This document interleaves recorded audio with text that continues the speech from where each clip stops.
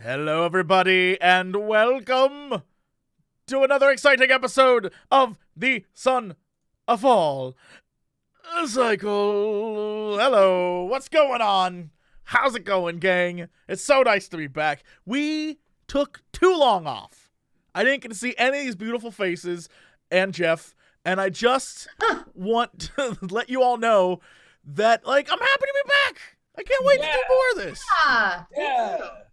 Yeah. Hooray for playing role-playing games together in glorious harmony. Mm-hmm. Oh, if I lower my monitor just a little bit, I get a little more sun on my face. That's nice. So, Steven, how tall are you? 6 feet. You're not 6 feet tall. You're taller than Today that. I learned that Jeff is a liar. Is Jeff a liar? We had a whole conversation about it yesterday. Jeff is a liar sometimes. Wait, no, What because is Jeff five? said you were 5'9", What? 5'7". I mean, I guess. It's not like I have his driver's license in front of me. 5'7"? Jeff, I'm 5'7". Yeah, Every girl says they're 5'7". I know. I'm about Brit's height. You're taller than me. I'm significantly tall. Yeah, you're my height if you're like sitting on a stool next to me. Yeah, exactly. Now we know it's canon now, so you're 6 feet tall. Yeah, I'm 6 feet tall. Okay. I envisioned you at 6'4", so I'm slightly disappointed, but that's better than It's not the ridiculous massiveness of many streamers. Like, you meet them in real life, it's just like, hello, Strippin'. Hello. Everyone- man. I like to imagine you're 6'4", Bronze. Wait, what? I like to imagine you're like 6'4". Oh, I'm Yeah, not. Bronze is like powerful. 4'2". I'm Bronze tiny. is. I Yeah. know. Bronze of Tarth. Yeah, I wish I have a big personality, but maybe that's to make up for how short I am. No, Steven, are you sure? We literally ate weird Italian food in Amsterdam, and And you thought that I was sitting down. Are But you I was actually sure you're standing not up. like 6'4"? I'm pretty sure. 183 centimeters. We need to stand next to each other more. It's true. Because I recall looking up at you, or maybe that's like how I feel about you emotionally. I look Yeah. up to you. Admiringly. Yeah. So fucking That's so wholesome. cute. Are you 6 feet, Jesse? I am, which is why I don't believe that you are. Because I recall you being taller than me, and so I don't think that we were the same height. I don't believe that to be true. Was I wearing my heels? I mean, maybe we did dress up. There you And go. yeah, you were in like a nice nightgown when we went out. Right. Yeah. And I mean, wore you know. those. I wore that like mini skirt. It was crazy. Yeah, it's important to show the mutual respect. Right. Oh, that's One of right. my You were favorite one of the. things going out in my nightgown. I I put on my finest nightgown to go. Yeah. It's obvious I don't know the terms for women's clothing. I'm like, a nightgown, right? I'm Right? I'm imagining a You wear at muumuu. nighttime. Yeah, exactly. Muumuu. One that goes all the way up with the neck. It's just Yeah, buttons. that's what I'm imagining. Isn't that a nightgown? It's a shamu, I thought right? That's what But it is. that's a muumuu. No, or the a shamu. nightgown. The cocktail dress is what I was thinking. Cocktail dress. Oh, Yeah. that's a totally different thing. Well, I'm aware now. Perhaps instead of a nightgown, an evening gown, maybe. Maybe an evening yeah. gown. Yes. That's evening what you gown. put on before you put on your nightgown. What? The And before rules- that, you put on your afternoon gown. Yeah. There's many gowns throughout the day. There's a Is lot there of a morning changing. gown? Yes, of course.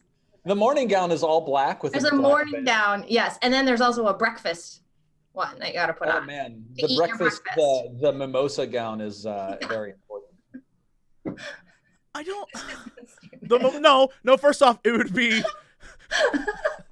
a mimosa muumuu. First off, second off, Oh. and well, why is it a nightgown? Just a day gown, like a morning gown? What? Wouldn't you, do you take off the nightgown when you go to sleep then? Because you're There's like, actually zippers. You Some can people unzip sleep in their and nightgowns, like grandmas and stuff. Yeah. that's like the realest, truest shit I've ever heard. You're absolutely right. Some never take it off. That's their day gown or week Their nightgown gown. is their They're day gown. utilitarian about it. It's the I mean, that's kind of true though. it's the combat tactical gown. I myself have a variety of gowns that I like to put on for different occasions. I believe this. You don't even have to explain this. Some of them have large sleeves and silk ties. Some of them are cotton and have lace. Some of them are full-on body gowns. There's a Full-on body gown. I didn't realize. Like, it's like wearing a bag. Like you just, it's barely clothes. Like it's just a sack with arms, sleeves. What time of the day is the body gown for? That is when I've decided like 10:30 on a Saturday morning that I want to just like pop over to the Korean market because I need some rice or something. And then I just put that on with my little tennis shoes and pop on some sunglasses. And I'm like, where's my rice? And it makes it more fun. 10:30 rice. I'm sorry. Where is? I need to find my ride. You're like, what was that voice? That's how I like to shop when I'm alone. Like in my head, it's just like, oh, this olive oil is cold pressed. Like it's more fun if you think you're just like, which mayonnaise should I buy? Like that's boring. If you're pretending that you're like a rich upper class heiress who is pretending to mourn the suspicious death of her fancily wealthy arranged marriage lover. Yeah. Yeah. I know I just bought that. I mean, a week ago, but I need another one. We all have like an inner monologue. I'm just surprised to hear Brit's because mine's more like Katharine Hepburn. I'm a real woman, you know, like that's like mine. I've gone out for my groceries. I've got a strong constitution. Like that's like kind of my inner monologue, and I just realized how different Brit and I are. Yeah, I can carry these groceries by myself. I've got a strong constitution. It's the mountain air. And meanwhile, Brit's like, "Where's the rice?" That's more Liza Minnelli. Like I like her to pretend it's like I'm an orange. Like I'm just like, oh, I must get through this day. Like it's just more fun. Just try it. I don't know. I'm just saying. Man, I don't know what my internal monologue is like. I think my internal monologue is just like endlessly distracted. I'm like, there's a street sign. It's Kattenberger Street. That means the people who live in the cat area, but it could be like making burgers out of cats. And then like 10 minutes later, I realized that I missed my stop. And I'm like, I should turn around. That's frustrating. Oh, well, where can I go from here? How do I get across the street? It's fun hearing everyone's inner monologue. I can hear Jeff's right now. It's like, can we get on with it? I feel like I hear that loud and clear. It's like, I think Jeff's inner monologue is as zen as Jeff externally appears to be. The only thing you got out of him was like facial movement. That was it. You got like a. The man's an enigma about gowns and internal monologues. Like, you do you, babe.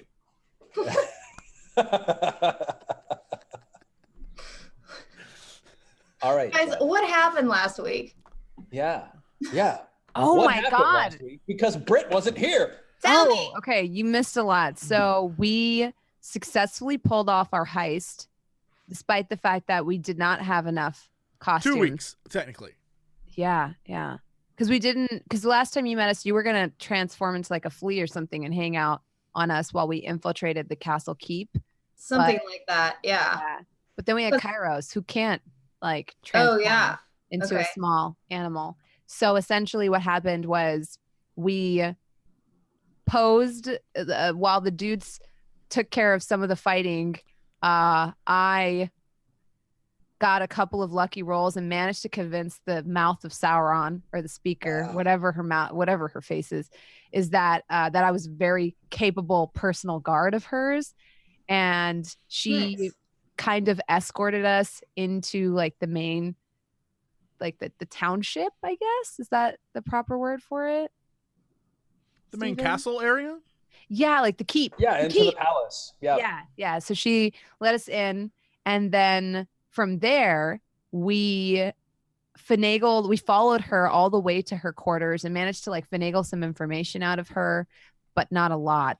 She told us that she was going to seek an audience with the king, and we convinced her that we had a message for him, and we were able to figure out where the king like spends his evenings in like this secret garden under the moon or whatever.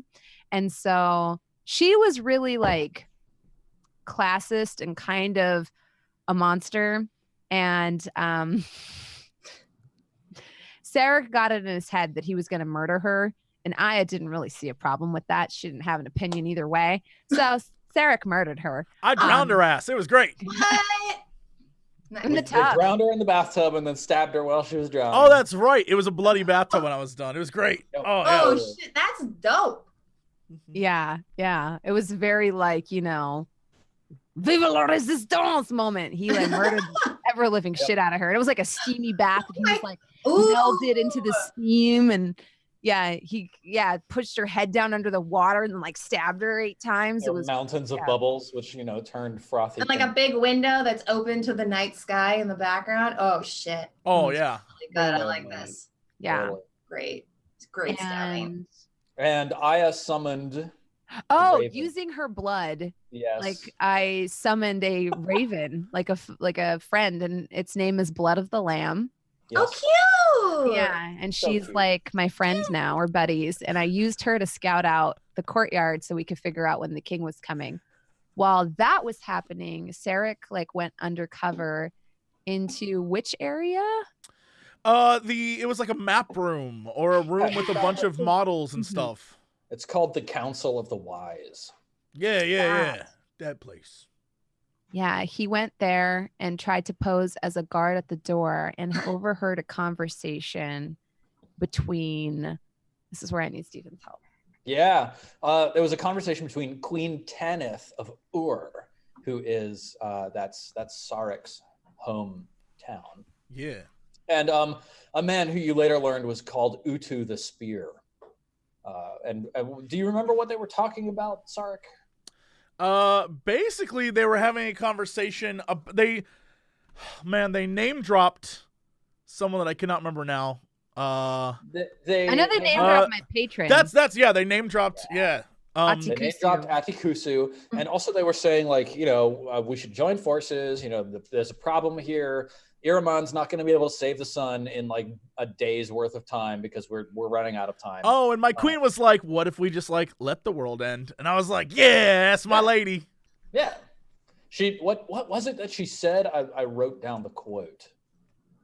If we cannot prevent the death of the sun, is it not better to wait for its passing and then exert our magics? Yeah. Huh. Yeah, because they were like, "There's nothing we can do." She's like, "There's nothing we can do if it's gonna happen like tomorrow." Yeah. So let's. And they're talking wait. about like getting the warlocks together, weren't they? Yeah. Because I guess they have like a bunch of warlocks in their employ. Yeah. The first thing I thought of was like, "Well, man, do we keep messing up all their rituals to like save the world?" And we're like, kill these people. They look evil. And I don't know. Oh, okay. So then Jeff and Jesse went undercover in the garden. So they're both hiding in the hedge. No, we're like up on a tower, right? Looking down. It was Jeff and Kairos. Oh, right. Were guarding the entrance to the garden. Yeah, we're like on either side of the door or something. Tower looking down, and the garden is like filled with silvered flowers, like and a great silver willow tree leaning over, and you're standing underneath the shards of the moon drifting overhead and having a conversation with King Astafon, who is like shockingly good looking. Like we were expecting. I don't know what everyone else was expecting. I was expecting like an old withered man. Yeah. But he's like shredded, 99% sure he could kick all our asses, and like looks like, you know, he's like all muscle and like half naked and like bronzed and long coiffed curly hair. Yeah, like he has bronze skin, dark ringlet. Jason Momoa. Yeah, Jason Momoa. Oh no, we Jason can't beat Mamoa. him. Jason. Yeah, he's like tall and like stacked, and you're just like, okay, well, we're not gonna be able to beat this dude's ass. Yeah, like, he's not like an Are old you decrepit. recruiting? Because yeah, he's this Jason Momoa is the king, and I had a very anime moment, like with my cape flying and my blood-colored raven and my like, come to parlay with you, king. Like, I don't know when that voice came out, but What? that's where we ended. Aya's role playing as Captain Barbosa from I love it. Yeah. Thank you. That's very thorough. You got one piece of information out of the king, which felt perhaps impactful. So the end of the last episode was the king turning to you and saying, if someone told you of the 10 people you love most, you could save 2, how would you choose? And so, we begin today's episode here in the garden at night, sort of on one of the high terraces of the palace. And Britt, I'm assuming that you've just like replaced Kairos. So you're standing in a bush opposite Armoros. Armoros, do you like greet Ankara at all? Do you like point her in the right direction, help her orient herself? Yeah, I guess this kind of has happened a lot. So the standard procedure would probably just be to tell where we're at. Okay, cool. Yeah.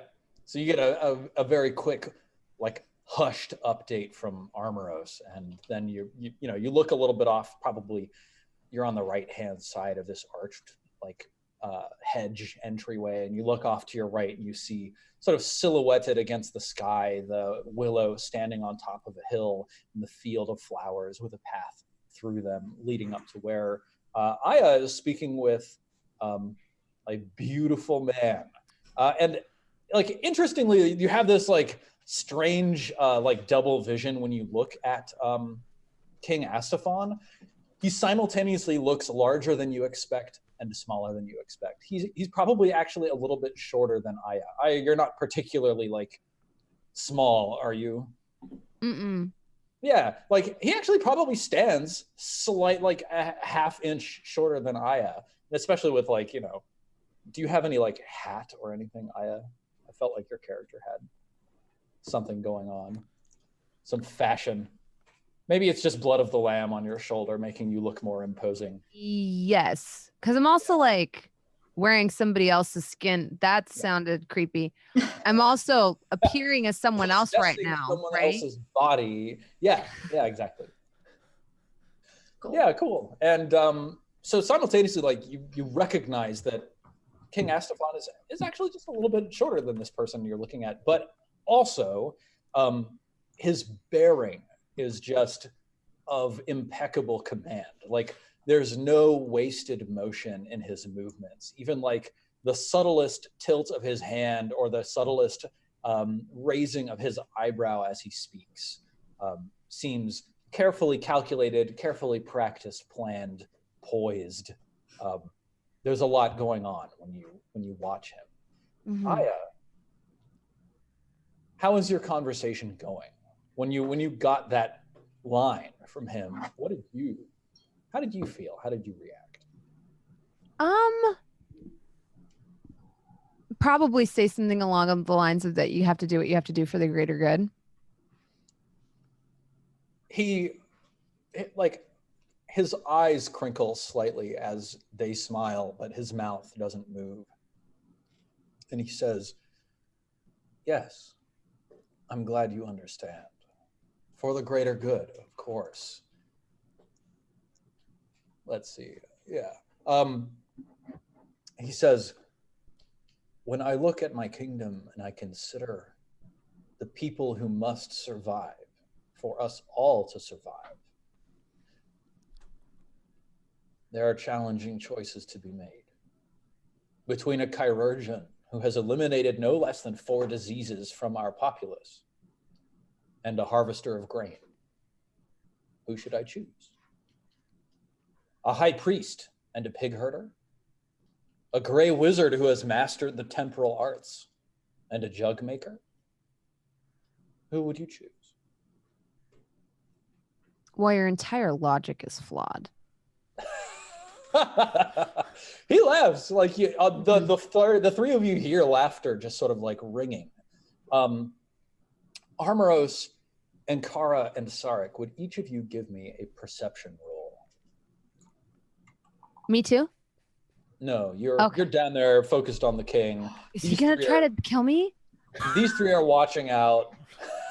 Very good. Did yours show up, Jeff? Yeah. What did you roll? 6. Oh, you're Armoros, right? Of course. Sorry, Sarek. I need 21 is gonna be the one you want to go with there. That's true. It was perception, yes? Yes, sir. Ooh, wow. Armoros Sarek, what is it about this situation that has you so enraptured and has you so blinded to your surroundings? Oh, I'm up in it. You already said I'm up in a tower so far away that I can barely see what's going on anyway. Yeah, so I'm like, yeah. Well, without knowing what it is, I guess it's just the general excuse of either I'm focused on the king laughing or now I'm focused on the door. Whichever best describes how I don't see what's coming, I guess. Yeah. And Kara, from your position, you start seeing a handful of shadows moving along the wall.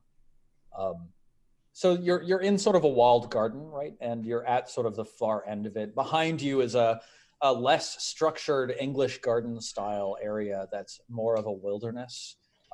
And then here, this is a much more carefully manicured, carefully presented section of the garden. But again, there's 3 walls on each side and then a hedge that separates this garden from the prior garden.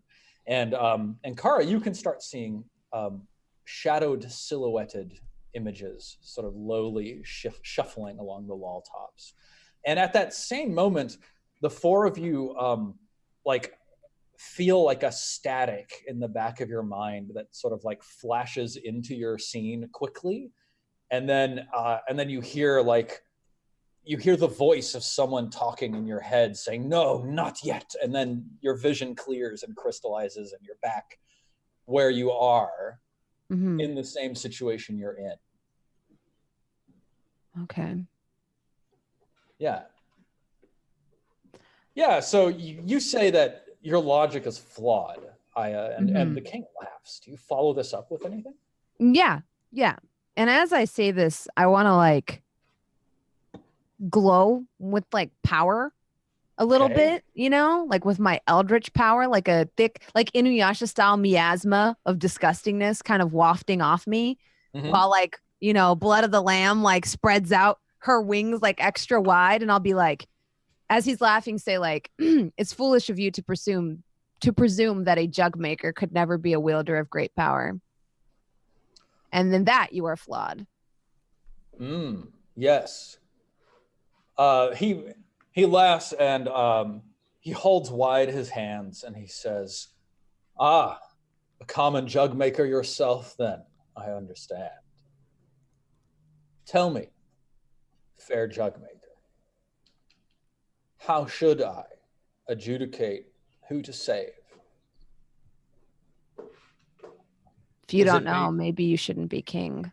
Is it based on a person's potential, or is it based on what they are currently capable of doing? If you never give them the chance to grow or the space to grow, if you create a system in which the inequality is so vast that some people will never get the resources to realize their full potential, in reality, you're crippling your entire populace. You're doing yourself and your entire kingdom a great disservice. Full potential? A jug maker's full potential is making fantastic jugs. A grain farmer's full potential is supplying the kingdom with the food that it needs to survive. A pig herder's full potential is raising many pigs. Once again, supplying the people with the ability to continue life. This is nobility. This as he says this, is service. I very rapidly pull my shadow blade like out of my pact of shadows and like step forward and say like, "This jug maker will spill your guts where you stand." Yeah, okay. Roll for initiative. Oh, fuck. You're gonna fight Jason Mamoa? Oh, shit. It was a threat. Now. I didn't say, oh my God. I mean, when you pull out your sword, didn't think there'd be consequences. It's fine. It's fine. 20. Very nice. Hey. Where are you? Let's add turn 20. Yeah, very nice. Okay. I don't like him. He's turning out to be more and more like the mouth of Sauron lady. He's angered me. Let's see. This is King Astafon. Well, I assume there's a reason why all those people were like, "We should definitely revolt." Like, I don't think he's a good dude. So, He just charmed you with his good looks and Kingly fascinating witted. speech. Yeah. Mm-hmm. If you need to drown him, I know a guy. I can help. I'm not good in hand-to-hand combat, so this is going to be interesting. Wait, that's 15. Yep. Well, all right. This you have a moment of surprise. The king's eyes widen in shock, and you take advantage of that moment to step in. Mm-hmm. Would this constitute as like a surprise round of sorts, Stephen? Because we're supposed to be guarding for her, so I don't know that we'd all be like completely right. Going down. Yeah. Well, why don't the three of you give me rolls for initiative as well? Yep, that's fair. Damn, Armoros. When it counts. When it counts. That's the hype train coming through. I can hear it. I can hear it. You're going down, Jason Mamoa. So Armoros, so the way that this happens is like normally when you tell me, I pull out my sword and I stab him. Like you have the initiative, you're acting, you're going, and then we'll resume initiative order when we're done. Unfortunately, this is the literal king. He has people around him watching for assassination at all times. Mm-hmm. So the faintest moment of threat from you is enough to send everybody who's guarding him into high overdrive. So that's all actually acting at initiative order without a surprise round. Armoros, they've walked, like I remember last time we talked about you and King Astafon taking a little bit of a stroll and how Sarek wasn't able to get like a clear line of sight to you through the branches of the tree. They've moved a little bit away from you, Armoros. So if you double move, you're going to be like 30 feet away. You're going to be able to get to them and attack next turn. Yeah. I mean, as this just happened, I spring to action. Cool. So you go like sprinting forwards through this field of silver flowers, like petals go flying up behind you into the night air. You're drawing your mace as you run. Mm-hmm. Awesome. Aya, you get the opportunity to make an attack here. Okay. Yeah,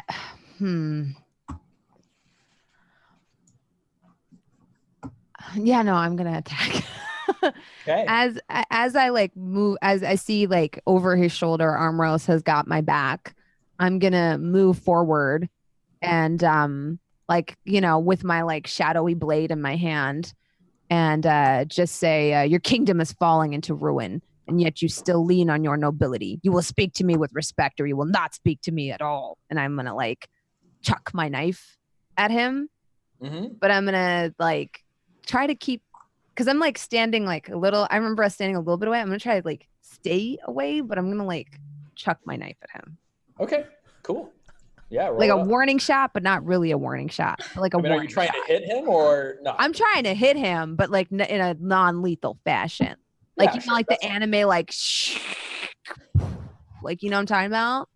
I do. Yeah. Yeah. Absolutely. Like that. Awesome. All right.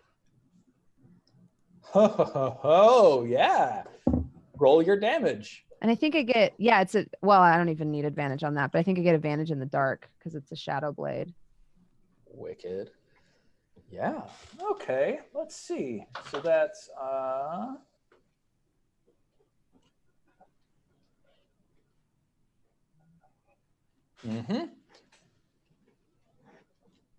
need to like make a token for Astafon real quick. Hang on.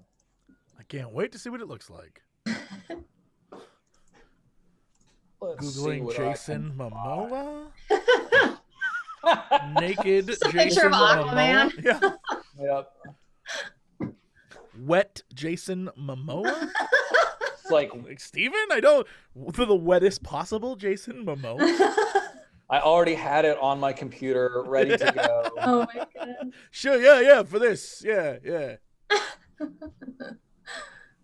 Okay. We're gonna use this. We can imagine that this is Jason Mamoa. God, I hope it is. Yep. That's just like him. That's the hottest king I've ever seen. Yeah. The hottest king ever. 8 damage, eh?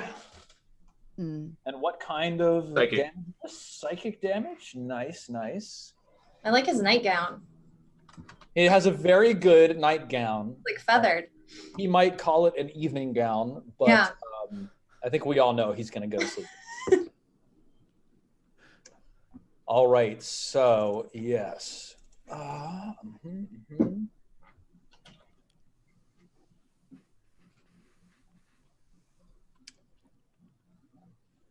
Yeah, cool.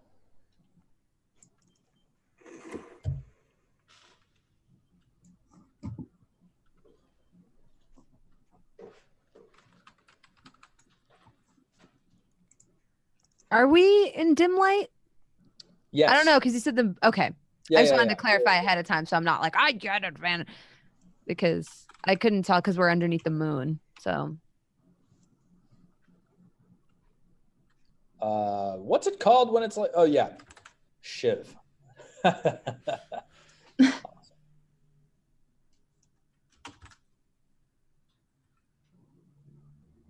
I just have to like rename some things. There we go. Fantastic. Okay, so yeah.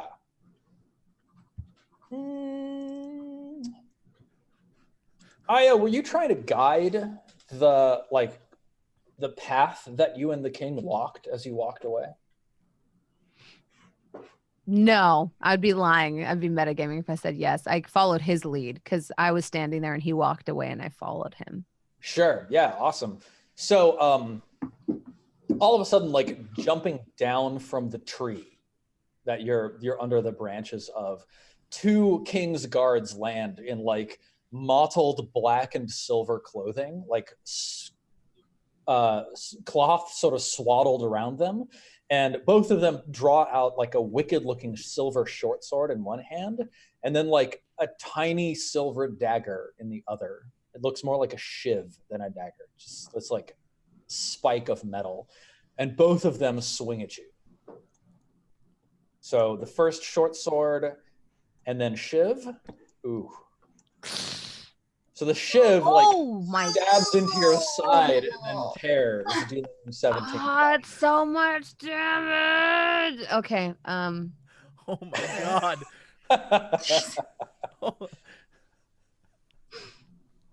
Yes.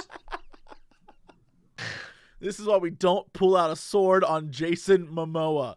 And then the second Don't one do makes it. his 2 attacks, 1 and 2, and I think both of those hit, right? And I'm dead. So Oh, that's 14 from the short sword and 11 from the shiv. Okay, I didn't immediately take a death fail though. Death save fail. All right, Not cool. much damage. But Were you at 7? I was at 7. So you do take 1 failed death saving throw for getting hit with that shiv. Really? In fact, attacks against an unconscious target are automatic crits, I think. I don't even think it's for sure. And then the rats come and take you away. If you hit your a body target that's apart. incapacitated, Yeah. it's a crit. So here's the second amount of shiv damage. So you take 25 damage from the shiv. So Okay, so yeah, I definitely took a death save fail. yeah, I Yeah. think first you fail 2 death saving throws, and then your maximum hit points is 24, right? Yeah. Yeah, I think he just stabs his shiv into your heart. Okay, so I'm like dead. Yeah. Wait, you it know has- what? I have a question. Yes. Is his cheek all cut up? Did I make the king bleed his own blood? Oh yeah, absolutely. Okay, well, good. Okay, then I Yeah. don't care about everything else. I made my statement. Did you attack his like face? Yeah, I threw my knife at it. Yeah, awesome. So he's got like this horizontal cut that just goes like from the bridge of his nose across the right hand side of his face, and now his ear is split. Just like Worth. Yeah. Worth it. worth it. I marred Jason Momoa's face. And then Armoros, another pair of King's Guards, come sprinting across the lawn in your direction. Both of them just like cloud of silver petals flying up into the air as they draw their weapons and converge on your position. They are close to you, but they're not able to reach you with their current movement. And that's it. Sarek, you see all of this happen. You see Aya just get wrecked. What do you do from your vantage point? Can I use eye for detail to see if I can spot any other guards that may be around? Yeah, roll it. Excellent. I guess it's just perception, yeah? Perception. Okay. Yeah, I think by now you can see like a pair of guards converging on your position on top of the walls. They haven't reached you yet. Converging on me? Yeah. How'd they see me? I'm a sneaky assassin. All you were right. hidden, weren't you? Yeah, I was hidden like up in a turret or some nonsense. Give me a stealth roll with advantage to just reestablish now what your hiding had done for you. Oh, I'm super. Nope, never mind. You're at 19. Yeah, 19. Because I remember that you said that last time. You probably rolled pretty well. You're pretty good at hiding, so 19 is very reasonable. Ain't nobody see me. Smoke bomb. Yeah, let's see. Their insight is probably like +4. Yeah, they don't see you. So there's two on top of the walls, one to your right and one to your left, and they're like scanning down below. And Kara, are you hiding in the bushes as well? Yeah, I mean that's where I've been. Yeah, give me a stealth roll. Okay.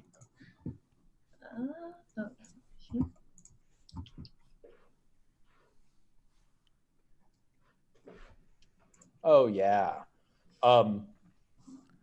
Yeah, so I think I'm just like crouched in the bushes, but not really down. Yeah, Jesse, you see the one on your right. Notice the shadow of Ankara in the archway of the hedge. What do you do? Can I he's focused on her, yes? Yes. Can I sneak my way behind him and give him the old knife to the neck, like you absolutely can. And get him. And I don't want the other guy to see me. I want to be like a shadow. Yeah. Nice. What do I need to roll for this? Just sneak or stealth? Yeah, stealth. All right, let's do this. Ka-cha! 12. I'm like stealth. You're like making the noises as you're going toward them. They're like,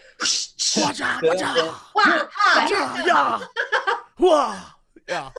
Yeah. So here with this beautiful big blue meeple, that's the King's Guard that you're approaching, Jesse. Good job. You still have stealth from this. This is your stealth check to retain stealth when stabbing this guy in the throat. Go ahead and make your attack with advantage on the King. Can I use will I have sneak attack on this? Yes. For freezies? Oh, all right. Yes, cool. All right, Rapier, I'm gonna need you now more than ever. Give him the old razzle dazzle. You hit him. Your rapier sliding straight in between. Like you can tell that under this swath of cloth, he's got like ceramic plates or something like that embedded in the cloth that he's wearing. Ceramics. But your rapier slips straight between two of them. Nice. 8 piercing damage. +5. +5. Stab. And I also had like little songs like dun dun dun. And I like rolled. I did some rolls when I got over to him. Oh yeah. Fantastic. Oh, let's make sure we got that King Astafon. Oh wait, he has a lot of life. Yeah, I just looked over like, oh, never mind. You stabbed him. Meanwhile, down below, Armoros, Ankara, and Sarek, you see King Astafon, and he sort of laughs and says, he sort of like speaks loudly and says, I think my evening stroll is done. I'll leave you to my companions. And then he waves his hands. And Ankara, you feel like the weave of magic just like bend and contort as he waves his hands. And boom, King Astafon just vanishes. He's magical Jason Mamoa? Magic Momoa? Oh, man. Okay, wait, but then what are all those muscles for? If he's like looks, they're vanity muscles. They're vanity muscles. Shit. They're king muscles. King muscles. And Kara, what do? You're close enough to Armoros that like He's a double move away, and you can see two opponents approaching him. What do you do? So he's not. Oh God. Okay, I can't do a tangle now because there's how many total? 4. So there's 2 up on the walls and 2 down below. Okay. I guess on that one, You could entangle and try to hit the 2 that are approaching Armoros. That's if they're because they're far enough away. They're not like right next to each other, right? Yep. So I'd like to cast entangle on them. Awesome. Go ahead and put that spell into chat. Okay.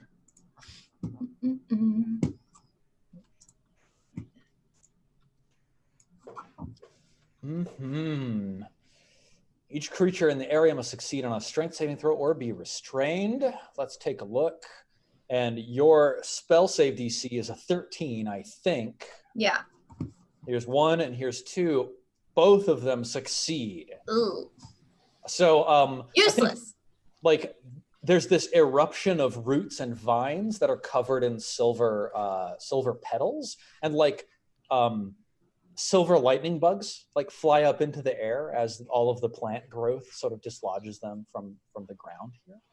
So these guards just sort of dodge out of the way. Armoros, they're right in front of you. Can I use my bonus action to cast Healing Word on Aya? Aya is she's dead, right? She's actually dead. And the reason for that is because the Shiv attack that hit her was a crit. Hit her so bad. Slashing damage. Okay. And she only has 24 hit points, so it brought her to more than negative her hit points, which kills her. Sarek, do you need healing?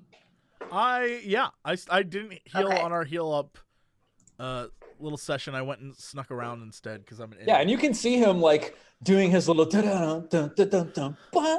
behind this guard on top of the wall. So you can toss a healing word. Okay, I'll do that. Keep him alive. Make sure. You. Yes. What's it look like when you throw out your healing word? So I guess I try to cast my entangle and it doesn't work, and I'm just like, shit. And then I see Sarek and I'm like, oh wait, I can't do healing it. word is a level 1 spell, right? Yeah. I have bad news. Wait, am I out of spell slots? No, but you can't cast 2 level 1 spells. At the same time? Yeah, I think you can only bonus action? Yep, you can only cast 2 spells if one of them is a cantrip. Don't you have a healing cantrip? No, there are no healing cantrips. Oh. No. Healing is a resource constrained action in 5th edition. I don't know. I've never played a healer. There you go. Yeah, they're all first level. All right, well, I'll get you on the next one. Buddy. I'll hit you back. I'll hit you on the next one. As I'm casting Healing Word, I remember that I've already cast a first level spell and throw my hands down in disappointment. Nice.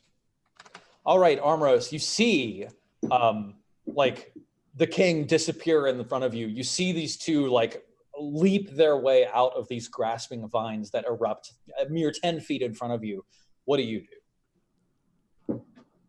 Well, I just saunter up, I guess, to the 2 guys that are in front of me, pound my shield a little bit, and then I'm going to do fainting attack against one of them.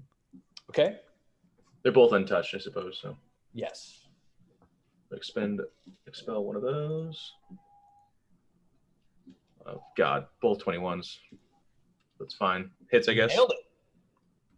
So I get to add 1d8 to this roll. So 14 to one of them. 14. Very nice. Oh my God, this is your mace, right? Yeah. Well, not mace. It's a flail. Flail. Yeah. What does it look like when you slam your flail into this guy? I think it just has a light effect. It just kind of emits light every time it hits something. Yeah. Awesome. So your flail impacts, and is it silvery in the light of the night? Yeah. Just like a flash erupts as it connects with this guy. He's, of course, a very deft and well-maneuvered individual. So he's sort of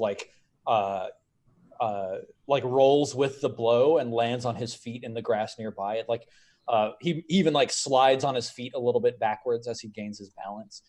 Well, before he does, I think I'll action surge. Yeah. Just because. So this is my once per battle action surge. And it's a crit. Damn. So, oh, come on. Oh. Just 9. Really? 9? Yeah, it's 1d8 plus 5. Oh, wow. You rolled double 2s. Ugh. Well, actually, the second one shouldn't even be possible, right? Because it's just double damage. It's double the dice. So this is actually correct. Yep. I've seen some house rules. But how is But it? it's plus 5 to both. Yeah, like you No, didn't. it's plus 5 total on top of doubling the dice. Oh, okay. That's But it the way only that- rolled 1 dice. No, it's 2. I rolled on a 1d8. I rolled a 2 twice. That's what this is saying. Yep. Oh. Yep. All right, 9 additional damage. Then he rolls away. Fancy footed. Very nice. Maybe you even catch him in midair and he like lands on his back. Actually, I'm into this. All right, Aya is dead. Good. Yes. This Good. kid lands on his feet and surges back and runs in your direction, Armoros, stabbing at you with his short sword and then with his shiv. Sword Short hits. sword hits, dealing you 9 piercing damage, and then the second one runs. Well, hang on. I'll use my reaction. So I'm going to use. Cool. I'm down to 38 now I'm down to 36. Excuse me. Yeah, because you had your. I had bonus. Yeah. So I'm going to use a second superiority die, assuming this is the injured guy, and off the miss from one of his 2 attacks, I'm going to repost. Cool. Which just means I get to attack him. Yeah. And if I hit, I get to add the. Damn. Guessing 12's not a hit. No, not enough. He has a 15. Now, hang on. You had this fainting attack, right? Does it last throughout all of it? No, that was your previous attack that hit, right? Oh, no, was that not the crit? That was not the crit, no. Right, okay, that was the 14 damage from before. Of course. Okay, cool. Yeah, if it was the crit, you would have doubled the dice from your fainting attack. So that's why I was asking. Yeah, no, unfortunately not. All right, cool. The other one runs in behind and attacks from the back, striking out at you, but just missing entirely. You've got these 2 guys doing this like intricate ballet of death around you. I'm Darth Maul. Yeah, and you're just dodging them all the way. Sarek, you see all of this action. The guy. I know that you are saying that for this game, Jeff, but I feel like in real life you just like leave you leave your house every day like I am Darth Maul. Fuck yeah, dude. That's your affirmation. You don't do that? No, I'm more of a Palpatine. I just like slunch over it and crawl up.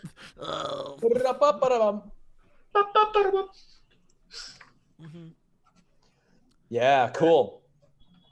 Okay, Sarek, you are right in front of one of these guards, right?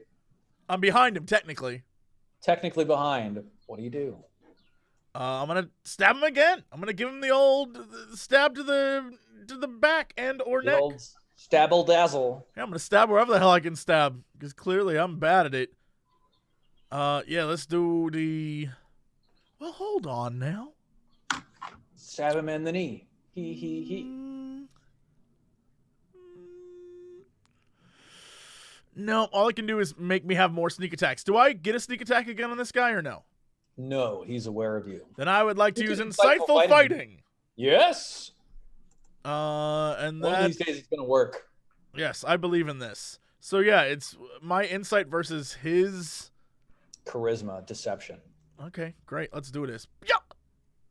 Beat 16's that. pretty good. Beat that. Yeah, you can't beat that. Hey, All right. We got it. Give him the old rapier. 22. Nailed it. 7 plus your sneak attack. I'll take a 7's 14.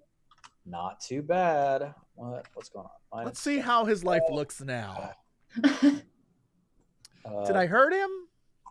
I don't even know what that was. I think he's dead. The screen says he's dead. Screen says he's dead. He has no life. He died of embarrassment. There you go. All right. You stabbed him. It worked. This has been bullshit. This guy's the strongest guard. You know in the movies when like everyone's fighting all the like ninjutsu dudes and the one big buff guy shows up? I'm fighting him. I'm fighting the big buff guy. This It's just- sucks. Yeah. There's meant to be us fighting cohesively, and we're absolutely not. We're fractured, and one person gets sniped. I know we screwed up. So we're gonna spend a half hour dying, and then reset, and go into the fight fully buffed, and do it properly, and then win. I don't think that's gonna happen. In my defense, I was trying to make a threat, and I didn't know there were assassins in the tree. In your defense, I don't think it matters. You did not detect that there were assassins in the You tree. pulled the sword out against a god, and then he would have killed you as well by himself, because you are not a melee character, and you pulled out a sword. Hey, it's a magic sword. Shadow Blade is a great ability. I take offense to that. I wonder what this spell You can is. take all the offense you want. We're like a WoW guild, and you're like the wizard, and you walked up to the final thing. You're like, and then I hit it with my staff, and they're like, "What are you doing?" It's a wizard tank. Shit, not really, as it turns out. There are no battle mages. Okay, That's not how it cool. works. Jeff. Oh. There are Continue to battle wail. managers. What about Gandalf? Just saying. No, it's King Astafon's turn. Sorry. A creature in the area restrained by the plants. Yep. Cool. Jeff, in the middle of this erupted terrain in front of you, where all of these entangled plants have erupted up, and these silver fireflies are floating in the air, King Astafon appears, and his cape like appears in the air and like settles down over his back, and he looks at you and he says, "If you cannot support my vision for our future, then you will not be a part of it." And he points at you, Jeff. Mhm. And this line of like inverse black color springs from his finger and strikes your chest. Please make a Constitution saving throw. Nice. Hits the other two guys too, right? It only hits you. 22. 22? Dang, you take half of this. Nice. 70. Holy shit, Jeff! What? Oh my god. How Let it is be known. All right. Is it a little weird that I called that number exactly? I'm down to 1. That was That impressive. is impressive. Yeah. And Kara. Okay. So Moonbeam's 5 feet, so that's just 1 square. So I can cast it even if someone's like right next to Yeah. Armoros, right? 'Cause he's Yep. next to that guy. So I'll cast Moonbeam and just beam it down onto that dude. Yeah, on the guard that's Armoros is fighting. Yeah. Cool. So let me. Put it in chat. Oh, I don't think I have that one. I'll add that. But it's basically a 40-foot high cylinder, 5-foot radius, light. When a creature enters the spell's area for the first time on a turn or starts its turn there, is engulfed in ghostly flames that cause searing pain. It must make a Constitution saving throw. It takes 2d10 radiant damage on a failed save or half as much on a successful one. Nice. Moon and beam, mooner than a beam. Awesome. So I think that this won't happen until that Kingsguard's turn starts, Yeah. but that's awesome because he's Yeah. in there and he's going to be in there, so he'll definitely get affected by it. And that's a 2nd level spell. So now I can cast Healing Word on Armoros as a bonus. No. You can only cast a spell with a level and a cantrip. Oh, I see. Sorry. Yes. I thought they had like the same level. Never Nope. mind. Nope. I don't like these rules. They are. That one is a little bit challenging to wrap people's heads around. It's fine. I will remember that. Okay. Well, then he's just going to get seared to shit when it's his turn. And that's it. Do you want to change into a bear? You know what? Might as well. Listen, he's going to hit me for 70. Like, yeah, let's just do it. So as you cast this moonbeam, Bear of course, form. your entangle plants wither Yeah. away around Astafon, and then the moonbeam descends, highlighting this Kingsguard. Okay, cool. You shapeshift into a massive bear and burst out of the edge. Armoros, we wrap around to you, but Armoros, Sarek, and Kara, and also Aya, wherever your consciousness is floating, all four of you hear the static come back, and you hear someone speaking into your heads. I can't hold it. Armoros, what do? You're down at 1 hit point. Yep. Armoros like creates separation from the two guards by like flailing around, and then he gets a little bit of space. He looks at the king and he says, "Know this is my resolve. I'll be back for you." And he pulls out his sword and he slits his own throat. Nice, awesome. What? Super good. Ah! Yeah, the king just sort of like. I think the two king's guards who are like standing over your body are just like, what? The one that's standing in the moonbeam makes a Constitution saving throw. Succeeds, which means it takes half damage. Yeah. Is that right? Yeah. Would you roll that 2d10? Yeah. We're all gonna die. Not bad. All right, Sarek. You're fighting this guy up here. Oh, actually, he attacks you. He turns around and he decides. No, he's fine. He's fine. Short sword, Shiv hits you. You take 8 slashing damage, Sarek. All right, yeah, bring it on. I got this fool. I'm gonna get him. Oh no, that's the dumpster fire about to happen. Okay. I am going to try to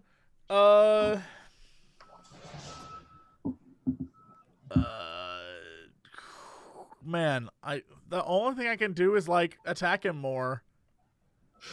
Sure. If I run, it's pointless. Or you could be metal as fuck and slit your own throat. Until you die. I would never do that. I would never do that. I don't think you could be metal as fuck. I think that position's been taken. Yeah, that'd just be copying.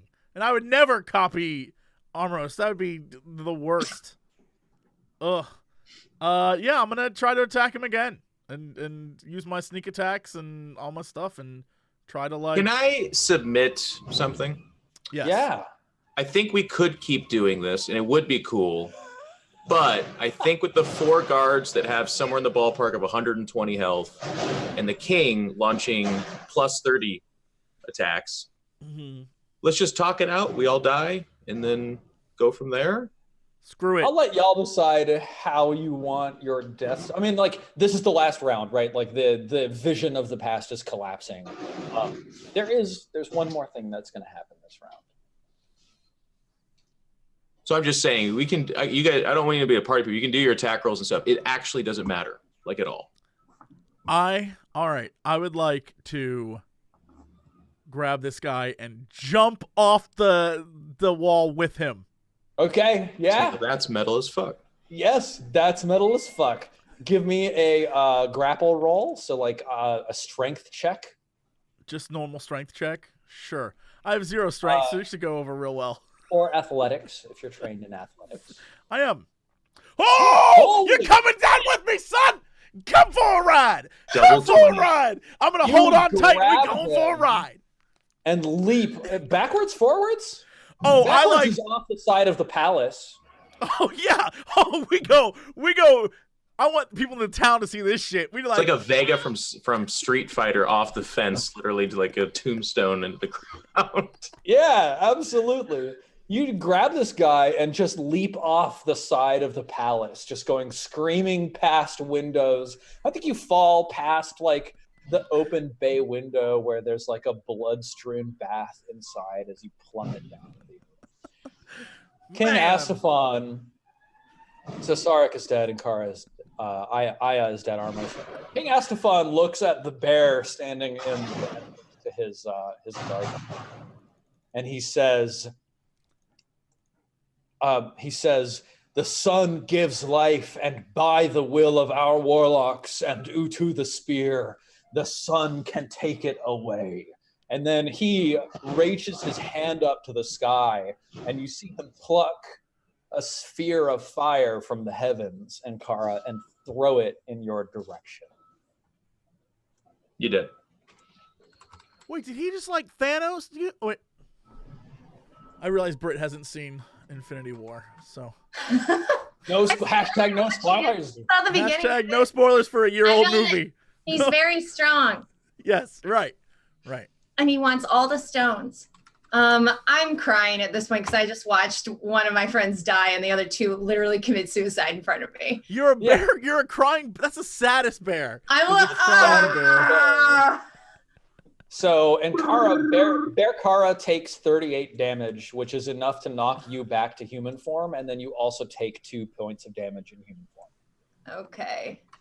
So and then I'm it's your turn. Still alive. You're still alive as Ankara. And now I'm in human form. Oh my god. Okay. I suppose. In a bout of arms racing metal, she turns into a rat and consumes herself, and then you can't take me. I'll eat myself. Jesus Christ. I'm gonna moonbeam him and like try to. I'm not killing myself. God damn it! I'll fight until I'm dead. Take it. You're gonna take this guy out. This is it. Do this to me. Right here, right now. Yeah. Okay. You moonbeam him. The 2 Kingsguard run forwards over to you. One of them attacks you with a short sword, one with a shiv. Short sword 7 damage, shiv 14, that's 21. Second one runs over to you with a crit on the short sword is a 17, and then the shiv deals you an additional 19. So valiant. You really stuck in there. As I fall to my knees, and all you can see is the silhouette of me, and there's the big giant moonbeam like coming down behind me, and I'm like, ah! Yeah. And as your vision dims, I think just blackness sweeps over your view, and then we should probably take a break. I like how you did that with like what's gonna happen to them. We all know what's gonna happen. Like no one here doesn't know what's gonna happen. You know what that was, guys, right? We saw the boss's moves. Like that's literally what that was for. We saw the boss's moves, and now I'm like, I don't know how we're gonna beat that. Well, first plucking a fireball out of the ether. We'll figure it out. Anything's possible. We just got to get the gauntlet off. Hello, everybody. Welcome back to the Sunfall Cycle. Let's do this thing. Let's take it away. In response to Bronze's question off of the air, yes. Okay. Cool. Yeah, awesome. Welcome back. Okay, so the 4 of you just got destroyed by the King's guards and the king himself, who apparently was just like pulling massively powerful strands of arcane magic together and hurling them at you. Meanwhile, your minds go like spinning back through space, hurtling back towards the bodies that are lying comatose on the floor of the command tent, where Rael, Castor Pollux, and Iraman stand over you, watching as you have your visions of the past. But before your minds can slap back into your bodies, Iraman holds out her hands, her gray skin pressing against your foreheads, and she says, "There is yet more you must see." And you hear that echo in your heads as your vision clears. You're all standing in the town of Servitude, somewhere that the 4 of you haven't been yet, but sort of just ahead of you is that tall bell tower that you've been able to recognize all through your travel through the town. Probably like a couple of streets up, there's a tall wall between you and the bell tower, and Rael is there. And she's speaking to a gathered assembly of warriors. You're all standing around in the bodies that you were inhabiting before when you were in the council chambers, and you're all standing around as this gathering of warriors happens. And she's saying, tonight is the night that we assault the king's palace and we make our break. And she points to the 4 of you, and she says, "It is up to our friends here, Aya and Kara, Sarek and Armros, who will lead the charge and open the gates for us so that we can break forth into the palace compound itself and press King Astafon for a peace and an end to this violence. And like all of the warriors around you cheer. Like, do y'all all like take up the excitement of the atmosphere around you? Or are you just like bewildered from having your brain like flown all over the place? What's your feelings on what's going on? Still existential crisis. I'm like angry. Yeah. I'm gonna, like, and I actually turn away from them and turn to the party. And I'm just like, how do we know we're not being manipulated? We are. Yeah, we don't know who to trust. So yeah, Sark is just like. That'd be safer to assume that we can't trust them. Like, is this real? Is this the past? I just got stabbed through my fucking heart. What the hell is happening? I fell off a building. You didn't fall. You jumped, I think. That was pretty cool. I have no way of knowing that, actually. I didn't say that. Yo, Unfortunately, you were watching. We were all seeing it. It was a vision. Okay. I looked to camera when I did it and was like, hey. Let's just get through this and get back to our normal timeline. We're being manipulated by that woman in the tent. Agreed. Let's put a swift end to this and move on. We could just cut our throats if you want. No. We're not doing that again. If you prefer, you could be eaten by rats or something. I'm not sure what it is that you do, but... Maybe we need to see this because even if it's fake, it might tell us more about what she wants us to see. Yeah. That'll let us know about her motivations. Well, then let's get on with it. It's sometimes revealing, but a lie almost always exposes something about the liar. That's very deep. You know they're lying, yes. Anyways. Awesome. Yeah, Rael like looks up to the night sky above. Again, it's nighttime. The shards of the moon are drifting overhead. There's the stars and the galaxy wheeling over above. And like one of the warriors to your right, Aya, says, "It's starting." And then you see this streak of fire shine across the sky, flying, and then it collides with the town of Servitude some distance away with a heavy thud. You feel the earth shudder under your feet as like an explosion of flame ignites the sky.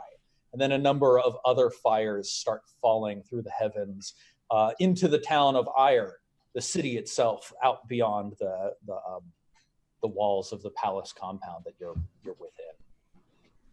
So, yeah, the Rael says, "It's time, my friends.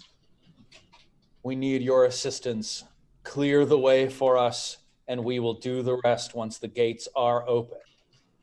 And then she points and she says, "Charge!" And like a couple of the guards who are around you, the warriors who are around you, sort of like jostle you forwards. Would the four of you, first of all, reset all of your hit points and your spell slots and everything that you might have spent? You've got it all back. You're fresh, well rested, but would the four of you, initiative? Would the four of you place your character tokens wherever you want to be? Let's see, I'll drag y'all out here. 1, 2,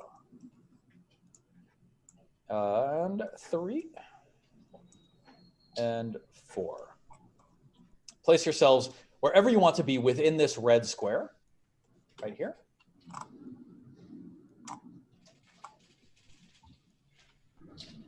Cool. Just so you know, as you're like running around these houses and approaching this gate that's up here far to the north of you, like fire falls from the heavens and sears lines into the earth. So each of these like blocks of red is fire that's burning on the ground. Sick. Nice. And it costs you 2 hit points per square to move through fire. That's all. As you watch, is this before or after our last vision? Like, do I still have the lamb? you have hopped forwards the furthest in time. This is the most recent memory. So I do still have my raven? Yes. For battle purposes, what I'm Yes. thinking.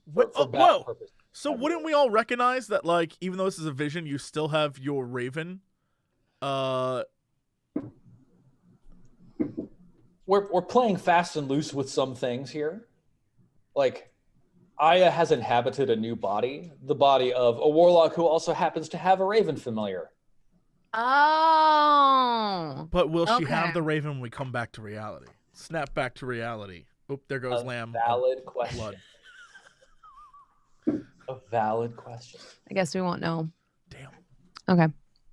Yes. So yeah, here you are, and as you watch, there is a man standing here, up in the center of this gate.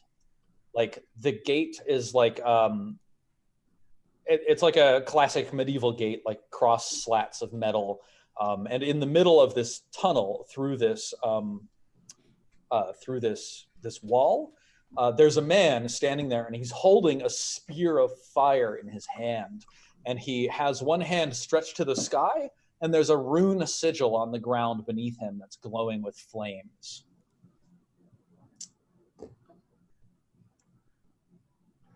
Do I get the feeling that he's the one summoning these demons? Absolutely. Ah. Yes. Give me an Arcana check, and Sarek, give me a Perception check. I will do that. Yeah. You're both dead. Damn, sorry, that double 23.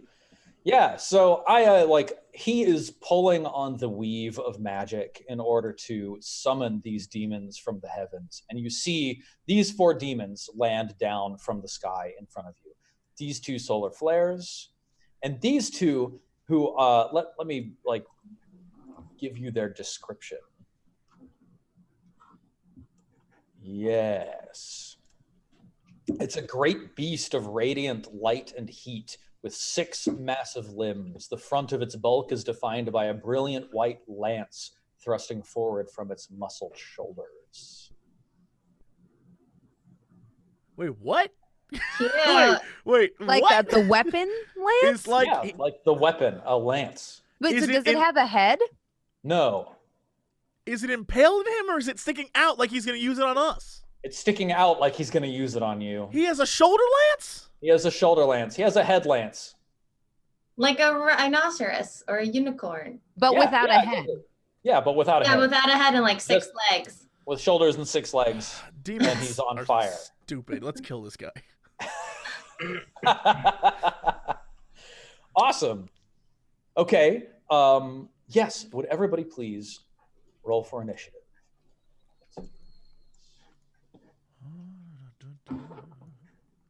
Oh, what's there? These Louisianas. Geez, Louisiana's? I just figure if you're going to roll a dice, might as well make it a 20 every time, I suppose. That's very reasonable. Not really a reason to roll it if you're just going to pussyfoot about it, you know what I'm saying? 7, 8, 9, 23. Reasonable strategy. Oh, good. Yeah, Speed dang. weapon. Dude. All right, Armoros, let's add you on there, and you have Or that chainsaw. big 23. Fantastic. Okay, so Armoros, it's dark. There's this fire that's it's sort of burning your eyes, and the stench of the smoke is assaulting your nostrils. And across this line of fire in front of you, you see this solar lance 50 feet away. What do you do? I move 30 feet. Is that about 30? 35. Move back 1 square, and then you're fine. There you go. And then I hold action defense. Cool. Yep. Awesome. Or I take the defensive stance. The dodge action. And that guy. Yeah, cool. All right, this guy runs all the way up here, but you can tell that it's exerting itself to fly as quickly in your direction as you can. Now, what is that guy? So this is a solar flare. These are the same ones that you saw around the sick house. Like that Tim? fell from the heavens and started burning up things. These are Tims? These are tentacle Tims? No, these are the things that burn the hospital down. Yes, they're not Tims. They're not the same as Tims. They're like little licks of solar fire, sort of like they're almost like a worm of fire. How does a man with a bow and arrow fight fire? You've done it before. With fire. Aya, what do you do? I'm gonna move up. Like here. I'm gonna hide behind Armoros a little bit. Cool. I'm gonna Eldritch Blast the solar flare. I think from where you were, you can only really get to about here, for example. Oh, And then you're Eldritch Blasting the solar flare. Awesome. Yeah, fire it off. I'm actually gonna Hex Eldritch Blast. Cool. Okay. And you can do that because Eldritch Blast is a cantrip. Well, I don't hit, so. Oh yeah, unfortunately, like this wormy body of this flare of solar fire slides around your Eldritch Blast, but it is hexed, right? Yes. What ability score are you hexing? I don't know. What do you guys use? Wait, no, because that doesn't help saving throws. It only helps ability, or it only affects ability checks. Probably, I don't know. Dexterity is probably a good one. Sounds good. Dexterity it is. All right, awesome. Sarek, what do you do? I would like to move to here, like right here. All right. And I would like to fire an arrow through the red flames. Yes. Into the big lance man. Okay. Setting the arrow ablaze as it hits him. Sure. Yeah, okay. And because... Are you going to insightful fighting? Yes, of course. I will insightful fight. I'll start with the insightful fight. I'll get my insight. Okay. 10. I don't really... I don't like... It's hard to perceive a thing that has a lance for a head. I don't really understand. Yes. You're looking through a wall of fire. Yeah, it's tough. But I do shoot my butt. Nope. The fire eats it, and it was a dumb idea. Yeah, your arrow just like sails into this wall of fire and then just disintegrates as it flies through. Sark like slinks back with shame. You see all of this happen. What do you do? I'm just gonna run up like over here. I guess right there, and I'll shoot my short bow at the solar lance. I would thought for sure you'd go full Sailor Moon with your by the power of the moon, and like the sun creature. I was expecting some. I don't know if that works though. I'm like the only thing that happened last time that I did that worked was when I turned into a bear and attacked those like solar things. So I'm gonna try to get them just hit first, I think, before I start moonbeaming them, I guess. But I could just moonbeam them right now. That would be fun. That's more fun. Okay. I'm gonna moonbeam them. Awesome. I'm gonna place it. I guess I'll just place it where the solar lance is. Okay. On this one. That on its next turn, it's just seared with moonbeam power. With moony goodness. Yes. Fantastic.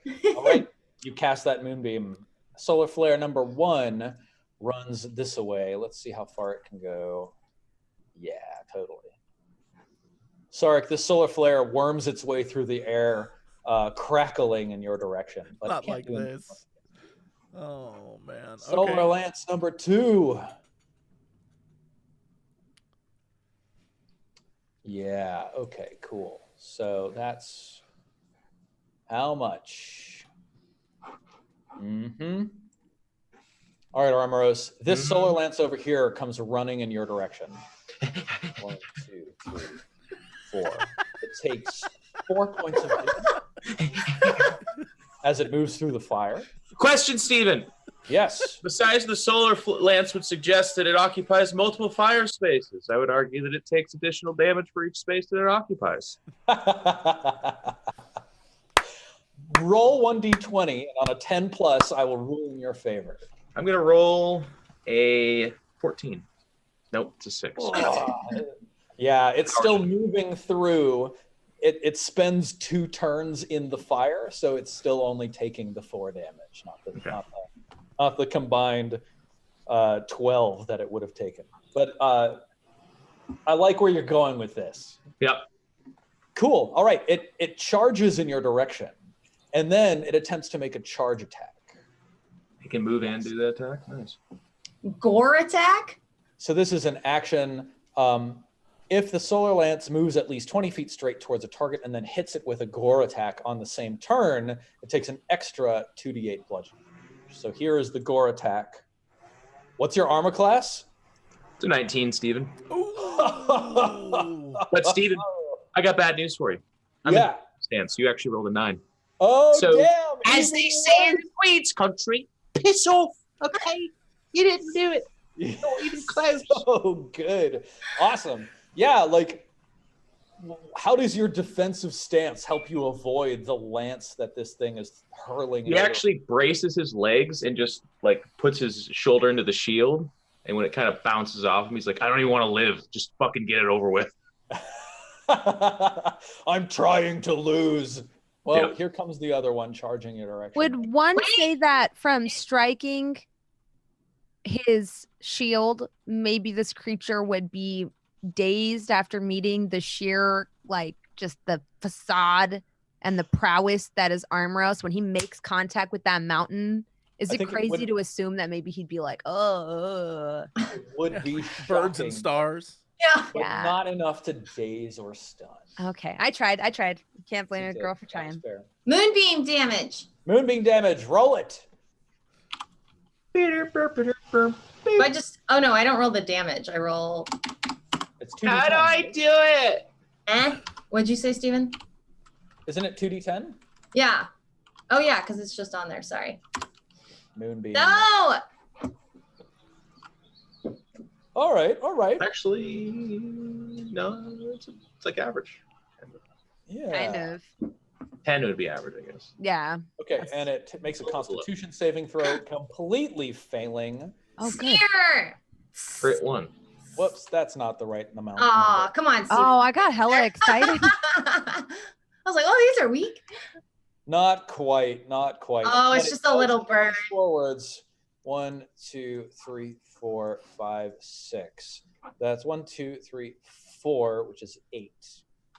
Yes. But and it then stops in the fire, though. And then it attacks you, Bronze, with a Gore Attack. This is its charge. Bronze, what's your armor class? It hits. Okay, it deals you 14 bludgeoning damage. Hellish Rebuke! Nice, yeah, absolutely. Ah! I pull out a crooked finger and I'm like, but the crooked finger's like, ugh. But the H is silent, so it's Elish. And then it's Aya. Aya. An umbrella attack. Aya, you take another 10 damage from that Gore attack. Oh my god. And please make a DC 15 strength saving throw. This is, wow, 13 damage. Here's that dexterity saving throw. It fails, so it takes the full 13. You can tell that this thing made of fire is not as fully affected by your fire damage as you might hope. But it went through the fire and took fire damage. That's why I used a fire attack. Yeah. It has resistance, but not invulnerability. I So it feel takes half. debated. Okay. And you're knocked prone, so you're just lying. Does it still take hex damage? You hexed the solar flare, right? Oh, yeah. It has to die for me to move it. Okay, no, you're right. Yes. Okay, we're back around to Oh my Armoros. god, this thing hits like a tank. Armoros, you're standing between these two solar lances and this solar flare. What do you do? She'll hit the solar flare. Wonderful. And I will use one spirited die to make it a fainting attack. Fainting attack, correct? Yeah. So 13. 13 hits. So this plus 1d8. Yep. Oh my god, these rolls 10. You know, your sanctified flail just tears through the spear of flame that this thing is like writhing through the air, and it just disseminates into the air with a wave of heat, vanishing in Weak death. opponents. And then he turns to the one in the fire. The solar lance is taking more damage. Yeah. And I shall swing again with my action surge, excuse me. Yes. I think we've been over this. I can't use a bonus action on this. I just do a normal attack, right? I think your fainting attack is a bonus action, so you've already spent your bonus action this turn. So this is just a normal 20. attack. Nail it. 10. Nice.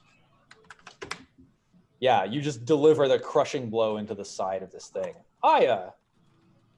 You're lying on your back, having been knocked prone by this thing. What do you do? I suppose I stand up. Okay, that takes half of your movement. Okay. And do you want a bonus action move your hex? Actually, you know what I'm gonna do? I'm gonna stay on my hands and knees and start crawling towards Ankara. Do you disengage? Yes. Okay, you disengage and crawl over to Ankara. I want to say I actually moved between the beast's legs because it just gored me. I just it's like stamping around with its 6 elephant legs. Oh my god. Yeah, she sees me like crawling towards her, like holding my broken ribs. Oh god. And I'm just gonna, then I'll stand up. All right.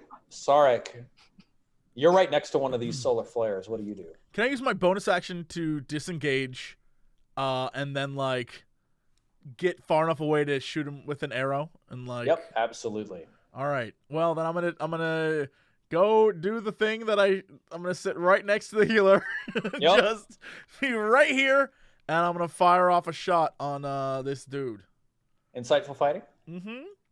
As always. Hopefully I'll get it this time. Hey! At last you succeed at the insightful fighting. All right. Yeah, let's do this thing. Short bow. Yo. 13 hits. 24 hits. Oh, no, yeah. 13 is your normal attack. You don't get advantage. You just get sneak attack. 13 hits. Roll damage. And then roll sneak attack. 10 damage. Mm-hmm. Okay. Yeah, I think like as this thing is like swimming through the air and opening its mouth in your direction, you see like a blue burning coal of hotness in its throat, and you just fire an arrow down it, and it just like rips through the body of this creature, which disappears, dispersing in a wave of thing that does like 20 damage. Just saying. Yeah, but that one was attacking. I don't actually care about your lives. I was attacking me. But the worm, attacking me. This thing, oh my god. Well, if it comes after me, then I'll shoot it.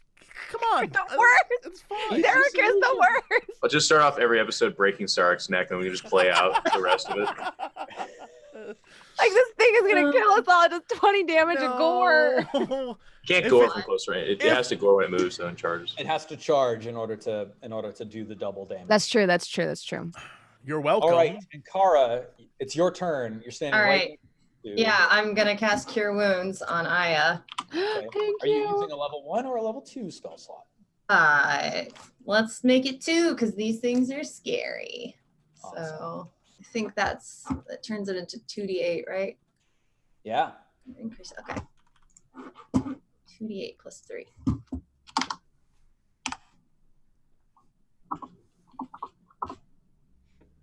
There you go. Thank you, you beautiful angel.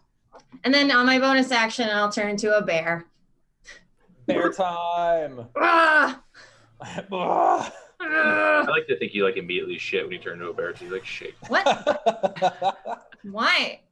Why would you do that? You ever seen a big horse walk into the room? No, that's not what happens. I'm like a cartoon bear. I'm like Baloo from the Jungle Book. You have a little bow tie? Now you're really I have like little claws. Wait, did you say shake or shit? Shit. It shits when it walks in. I heard shake. I was like, oh, that makes sense. Like, like big animals kind of like shake. Yeah. Okay. It does both, though, is what I'm saying. I think it just like walks in, empties the bowel. Your imagination is wrong. I want you, woo woo. And Kara. That's my whole turn. Solar Lance number 2, rears up on its hind legs and like slams itself down, driving its lance in Armoros' direction. You can try. Yeah, with a 9, missing you completely. I will use my bonus action. Yeah. To swing. Is this the injured one? It is injured, but it's not the more injured one. You know what? You're right. Technically, you're right. So you'll do the riposte here. Cool. So it goes down to 2, and then I take a swing of risky here. I got myself a 9 as well. Yeah, not quite good enough, but you can tell you're close. Like these things, they're so large that it's quite easy to hit them. Solar Lance number 1 takes another 2 points of fire damage for standing in the fire, and then it turns and it lunges at Kara. Oh. What happened to the other worm? Did it just leave combat with me? It did. And it didn't disengage. The other worm was killed by Sarek. So, Steven, I believe I thought that was the one down south. God! Yeah. The worm up here was America. killed. The worm down here was killed by Sarek. Okay, then I transfer my hex to the one that Ankara is fighting. Okay, cool. I missed. Oh, no. So let's see. Hexed with dexterity. All right, awesome. Ankara, that attack hits you, dealing you 13 bludgeoning damage? What? Yeah. Bludgeoning. And that's it. Armoros, we're back to you. I just continue to swing at the one that's next to me. Cool. 14 hits. It's 12. Yeah, 12 damage. Not bad at all. And then I could... Okay. Nothing, never mind. Go ahead. I'm gonna... You're right next to the solar lance now. I'm gonna take another step back because it's successfully intimidated me. And then launch an Eldritch Blast at it. It is going to attack of opportunity. Yeah, you have to do it disengage. Oh, Yeah, you're right. Okay, weird. You know what? It has been about 14 weeks of playing this. So. It has. 25. We're on episode 25 today. 25 weeks. What? Yeah. Disengage would take up my action though, wouldn't it? Yeah. Disengage is an action. Yep. Steven, how about we just Fast do that forward over again? to all of you dying. No, just do that over again. She just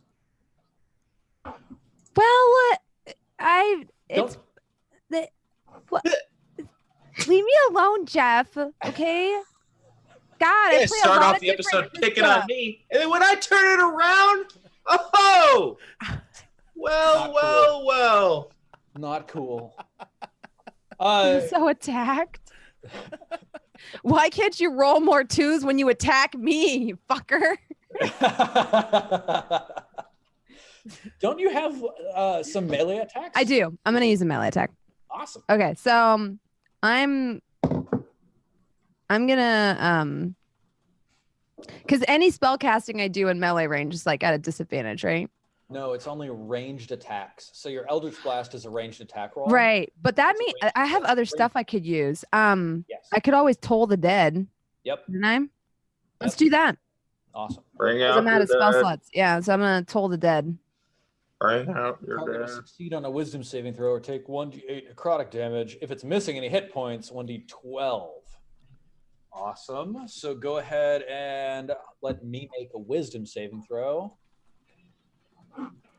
That's the solar flare instead of the solar lance. Solar lance should have a 7, not a 6. Thank you very much. UVW. Oh my goodness. Oh my god. Oh my goodness. Please roll 1d12. Okay.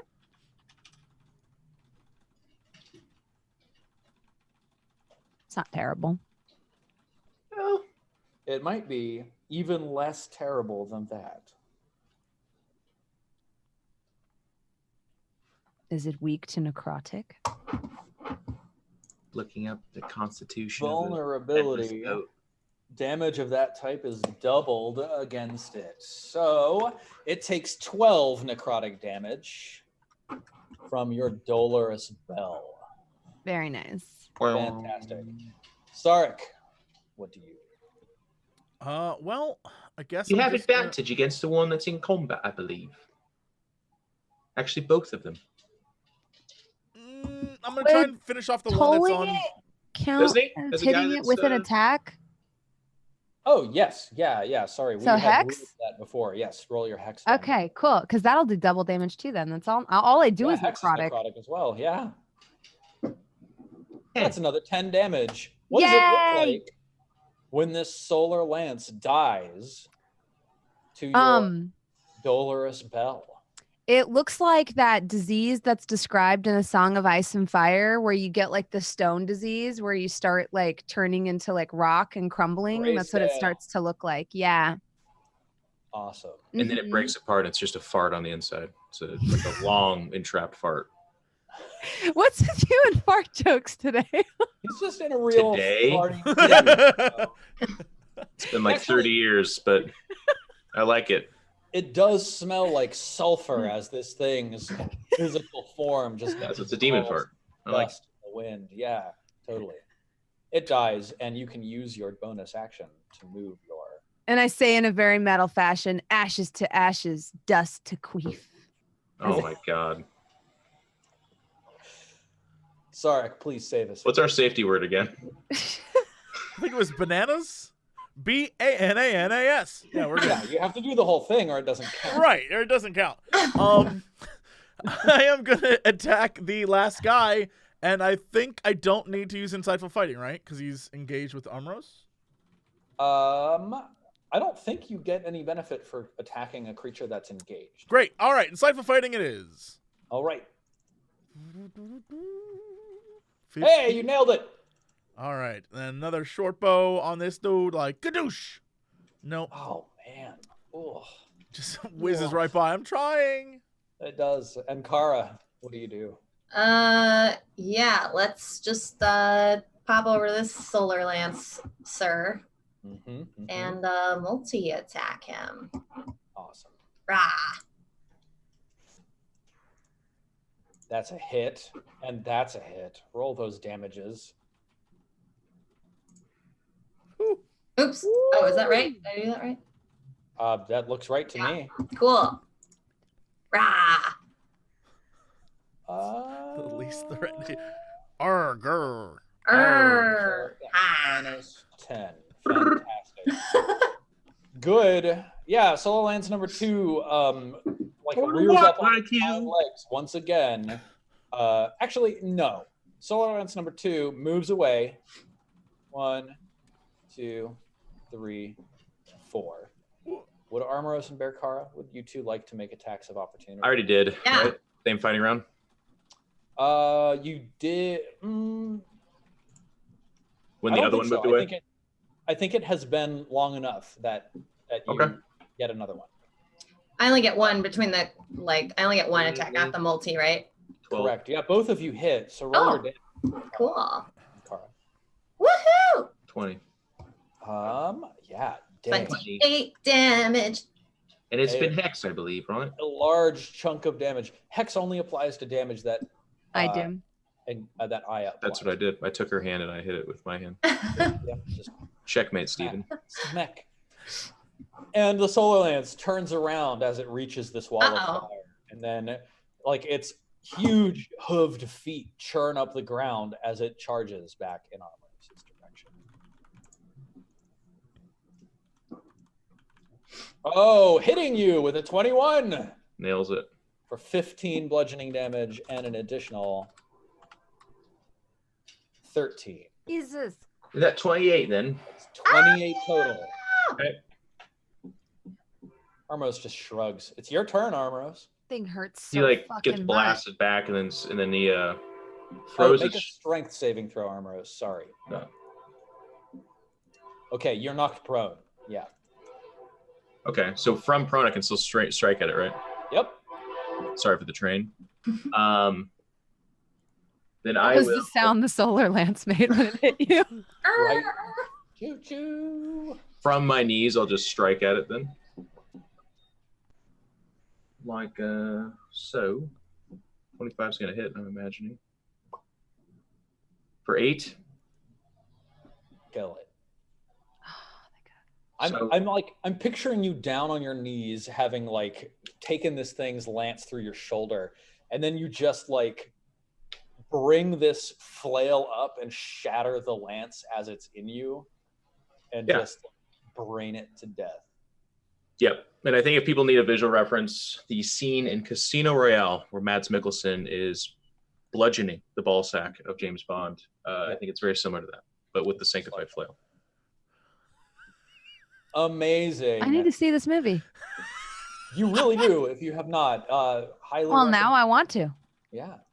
It's a seatless chair that he sits him in naked. And then he takes a gigantic rope that you use to bind ships. Yep. It's a good scene. Yeah. Technically, it's also his first mission, so it's a pretty shitty way to start. I don't even have balls, and my stomach hurts. James Bond does not have a good time. Meanwhile, The four of you are like standing here in this burning square. Your mission is to get this gate up here open. You can see this man, Utu the Spear, continuing to like cast his incantations from within the hallway between the gates. What do you do? Armoros, that was just you. Aya, what do you do? He has a spear in his hand? Yeah, like a lance or a spear of fire. It's got a long Do I shaft get of the hot wood. impression that like, okay, so I'm asking like multiple questions. Just accept here. it. Just accept it. Is he like focused? Like, is he in a trance? Does he even see what's happening? Like, is he He's like channeling sitting power? back and his eyes seem rolled back a little bit. You know what I mean? That's an accurate description. In fact, Yeah. he's very clearly focused on the channeling that he is executing. Right? Is he two-handing it, you think, Steve, or is just a one hand on that? It's a one hand. The other hand Okay. is distracted with arcane motions. Fair enough. Been there No. before. Who hasn't been there before? You know what I mean? No. No. How dare you play along with him, Steven? How dare you? I mean, I'm just trying to describe the situation accurately. By the way, arcane motions is legit my phrase of the day. Title of our band name. Arcane Oh, motions. that would be good. Do you do like performance art? I mean, it's a type of performance. Yeah. Some my call it God. art. Okay, so I'm gonna move forward, and then I'm going to like talk to my raven and be like, Bottle dearest, do you mind distracting our friend up there and like send her off? I call her Yeah. Bottle because it's short for Blood of the Lamb. BOTL. Oh my She's God. my that's little so bottle. good. A little That's bottle boo. fantastic. So again, to set the Go, to set the Bottle, image go. for you, there's like this passage beneath the wall, and it has two portcullises, one at the entrance, one at the exit. And Utu the Spear is standing under the archway in between these two portcullises. He's So not is on he top. blocking the way? I mean, he's man-sized, and the passageway is like, But it's closed behind him? yeah. Because our goal is to open the gate, not kill this dude. Do you see where I'm like centering? Yes. vision? Yes. Yeah. So there's a passageway between these two like portcullises, north and south, and Utu the Spear is standing sort of in the middle. Yeah. He's standing here in this 10-foot wide hallway. He's not like blocking the way so much as just standing there and like casting his magics. Yep. Yeah, I do that. Okay, cool. So, yeah, so Blood of the Lamb goes flying out in Utu's direction. What do you imagine her doing?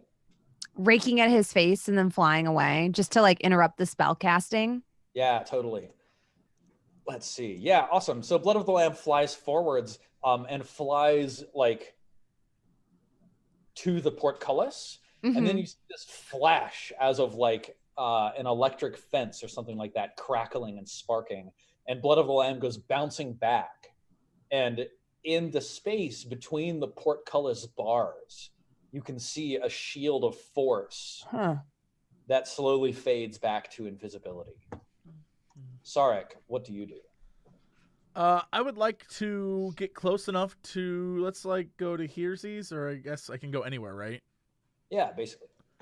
Yeah, I want to get close enough that I can try to use my eye for detail to see if there's anything powering said shield besides him. Cool. Yeah, go ahead and roll your...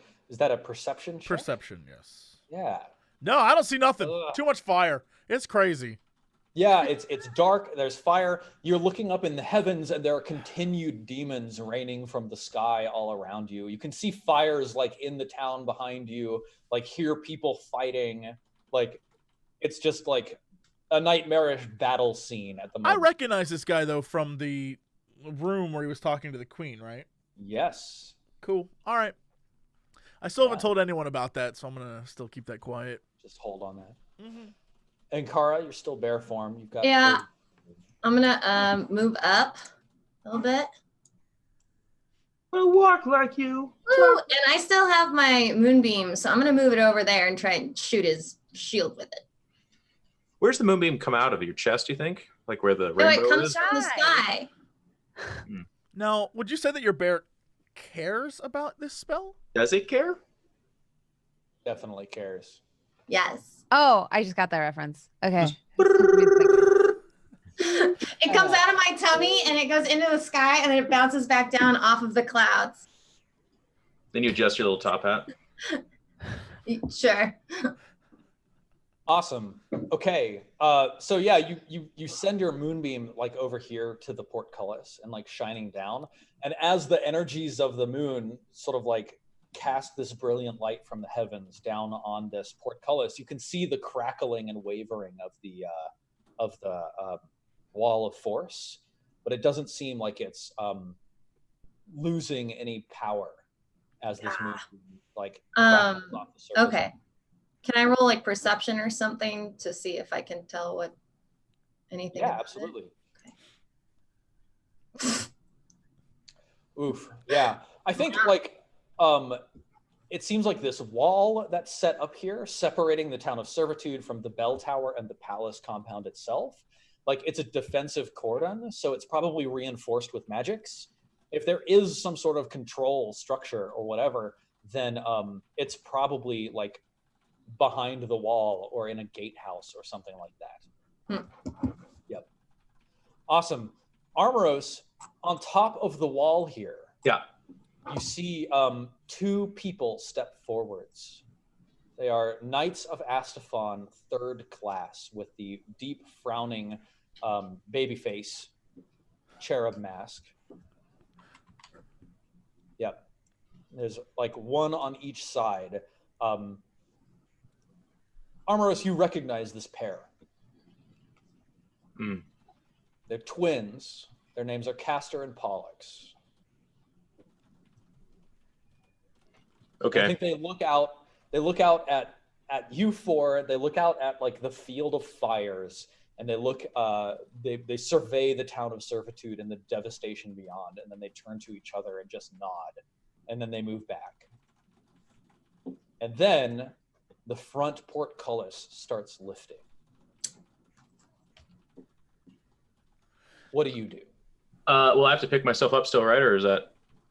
Yeah, you are knocked down. Okay. So I kind of pick myself up, pick up my shield, and go, well, this just got a little bit more interesting. Maybe I'll stick around a little bit. And then I get to move half, I guess, right? So 30. Yeah. Mm-hmm. I think it costs half your movement to stand up. So you have 15 normal movement. And then if you run, you've got an additional 30. So 45 total if you want to move as much as you can. Or I can move 15 and then take a bonus action? Yes. So I'll take my second wind. Yep. Oh, bonus action, you can actually move your 45 and also bonus action. Oh, really? Okay. Yeah. So 30, 45. Awesome. And I don't know if Bear Car can do this, but I'm going to, apply my second wind to myself. But I'll be like, Bear Lady, could use some healing. We'll need it for these two clowns. 1d10 plus 4. We're level 4, right? Yes. Yeah. We're not going to fight them, right? They opened the gate for us. I don't know. He doesn't know what's even going on. We just That's fair. That's fair. So we got 6. There you go. They stood next to the spear guy, so as far as he's concerned. Aya, what do you do? Blood of the Lamb is still circling around in front of the portcullis. Is this dude like... Is the force field still there? Do I get the sense that the force field is still there? No. Or was it attached to the portcullis? Right. You could feel the crackling of the magical energies of the wall of force dissipate as the portcullis was raised.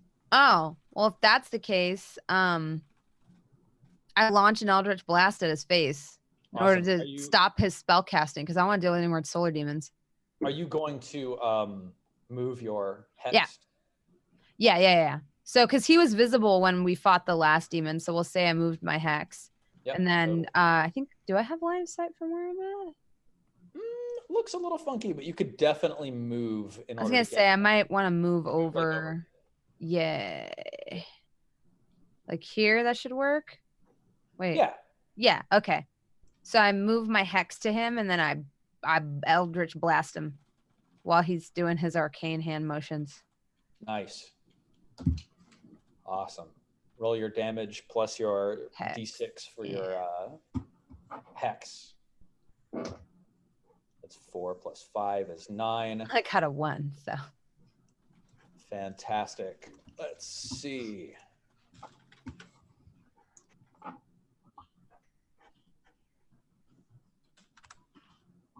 I don't have his bar visible. Let's do that. Yeah, awesome. So you send your Eldritch Blast shooting through his shoulder, and he drops the flaming sphere, and the circle of fire down below his feet starts to fade.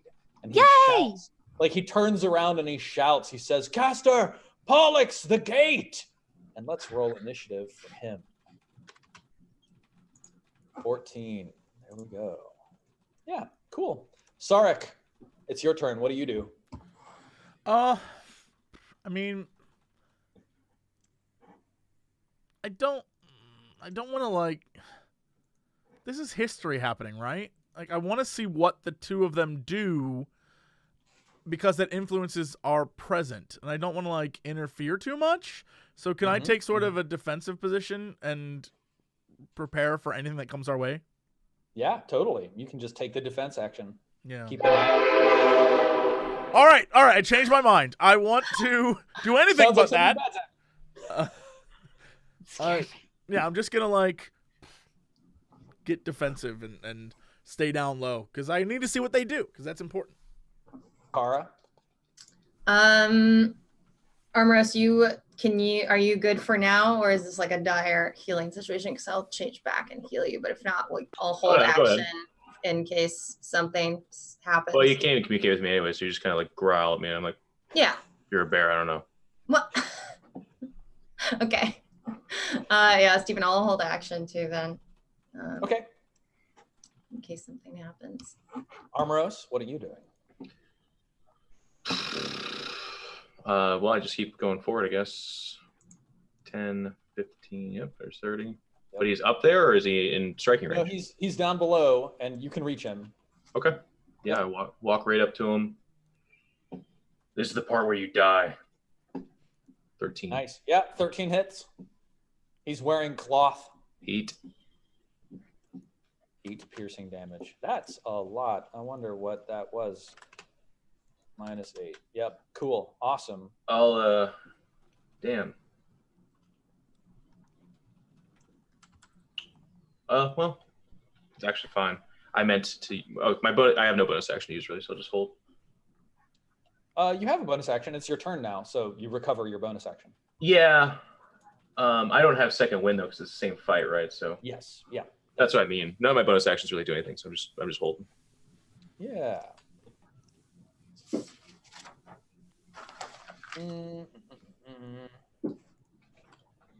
Do anything in this case is what I mean. Yeah, cool. Utu the spear reaches his spear up to the heavens and he shouts, "Atikusu, aid me!" And then his spear turns jet black. And Aya, you recognize the spell that he is casting as Shadow Blade. That's my spell! So he thrusts his spear towards you, Armoros, missing you. So then I will use Repost. Okay. And swing again. 26. Yeah. For 7. Plus the 1d8, right? Oh, yeah. You're right. 13. Armoros, what does it look like when you kill Utu the spear? I think he thrusts at me, but I grab his spear with my shield arm because it's over my forearm. And then I just clobber the side of his head with the flail, and his whole head just jellifies, basically. Caves in. Yeah, absolutely. Awesome. The four of you start feeling that staticky feeling in the back of your head. And as you relax, you can see that there are no more new fire streaks falling through the air above you. As you relax your guard, the interior portcullis up here begins opening. What do the four of you do? Wait. Okay. Well, I drop his limp body, I guess, and then I just kind of put my shield and look towards the opening. Awesome. Yeah. After a moment of waiting, you hear the clank of armor, and then these two knights of Astafon, Castor and Pollux, appear, one from each side. And they look to you, Armoros, and they say, "Warrior of the dust of the earth, go, gather your forces. The gate stands open." Okay, Armos just kind of like looks around. I don't know what the fuck you're talking about. I think that's where your vision collapses. You know, static just overtakes your minds, and you know, everything goes black.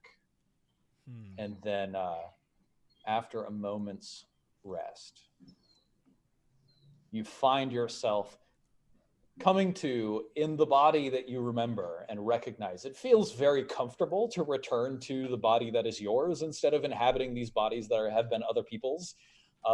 You're inside a cool tent. Cool as in the temperature is cool. There's a low yellow light being cast from a number of lanterns around. Rael is standing over you with her hair tied back neatly. She's sort of like leaning against the table that holds the map of the palace compound of Ire. Castor and Pollux both stand there at attention on either side of Rael, and the gray dwarf, Iraman, whose skin is gray, whose beard is gray. She sort of like sways over top of you and puts her head up to her brow, and then she says, "I have done what I can. I must depart." And then she turns and she opens up a flap in the tent and begins walking out.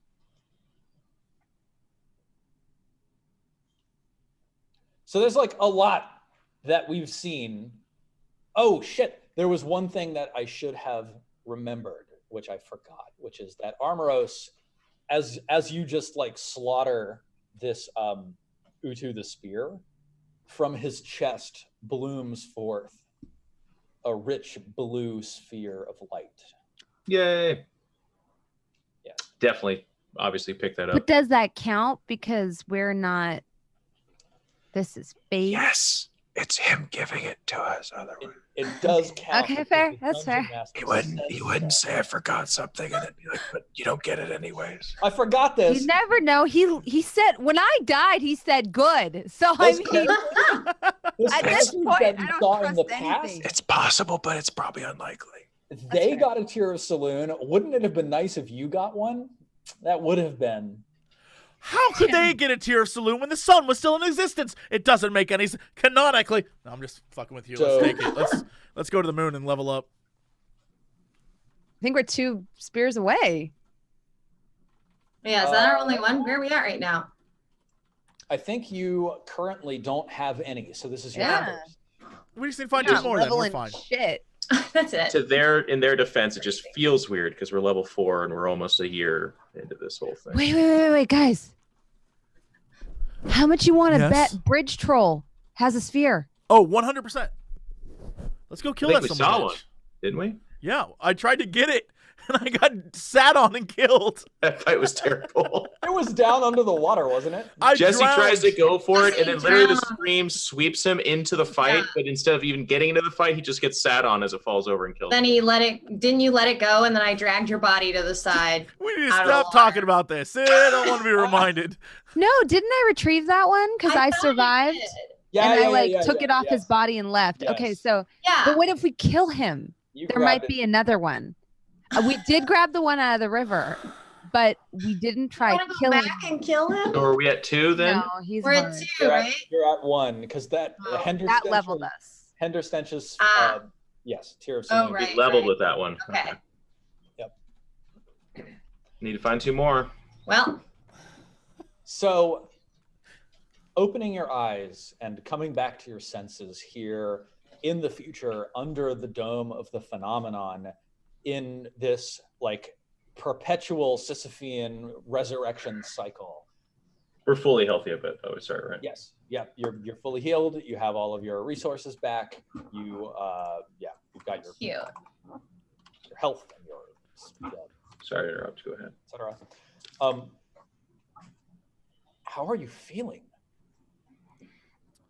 Armos is kind of mad because he spent that whole time confused, and then the king kind of made a mockery of us, like even more so than I think some of the other fights. Like it was just very clear that even the guards alone in a coordinated fight would be really tough. But also Armros is not very smart, so he doesn't really understand what the hell happened, and that also angers him. So he's just kind of pissed. He's just mad. Awesome. Like, yeah, what about the rest of you? Sark isn't mad, but it's the idea that everything that happens in the vision is what we are shown. And I don't know that I think I'm trying to figure out if, because she just pieced out, right? The actual person doing the visioning left, right? So like, I'm sitting here trying to figure out what the hell we actually just saw, because clearly it is an explanation of what happened, but is it the explanation? I have no clue. Yeah, and to that note, Armros regards Aya as like the smartest of the group, so he like looks at her and is like, King Astafon is a bad guy, right? I don't think it's that simple. Please. Yes or no? I need this. Please. Armorous, I'm sorry. You are no longer the smartest. And Kara. Wait, but I'm trying to figure all of this out too. Let me just skip to the part where I asked the real question. I believe him to be a bad guy. The Knights of Astafon would then be bad guys. I don't. I think it depends. Yeah. Think about it this way, Armoros. If you take an oath to protect someone, but then that person does things you don't agree with and you betray them, would you consider yourself to be doing something bad? Is your oath more important, or is your morality? I need us to all take a minute here at this moment, because if I become the smartest one in the group, we're in so much trouble I don't even know. A big problem. Well, the bad thing that you're referring to is that he destroyed the world. It's kind of But did he destroy the world? Don't know that. Out of curiosity, do y'all want to be having this conversation in private or in front of Rael and Casper? No, I don't think. We would just do it in front of everybody. Yeah, we're just right there. To be honest. We just time traveled and body snatched and shit. So he does. He's like, yeah. I mean, what are they gonna do? All right, cool. Can I turn to Castor and Pollux and be like, did they ever explain to us why they decided to help? Have they ever said that? I'd like to know. You can ask and be like, what the hell was that? And that's a very easy way for them to just be like, now that you've seen what has happened, you can understand.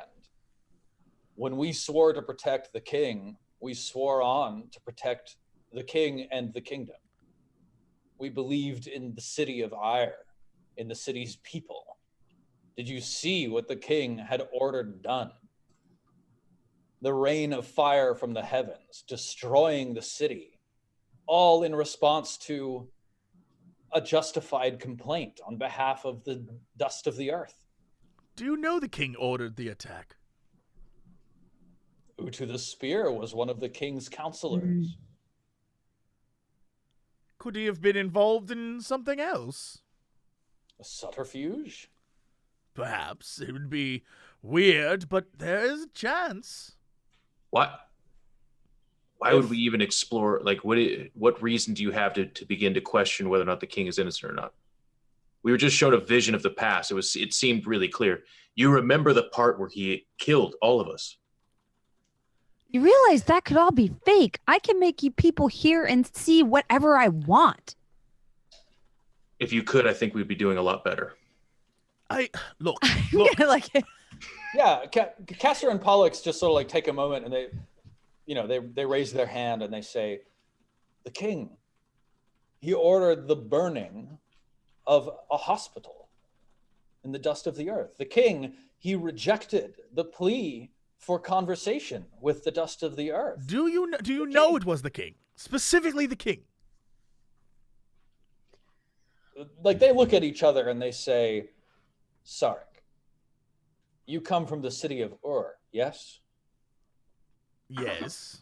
If all of Queen Tanith's counselors and all of Queen Tanith's army were all ordered to a course of action, would you not therefore assume it was Queen Tanith behind these orders? My queen would never make such a choice.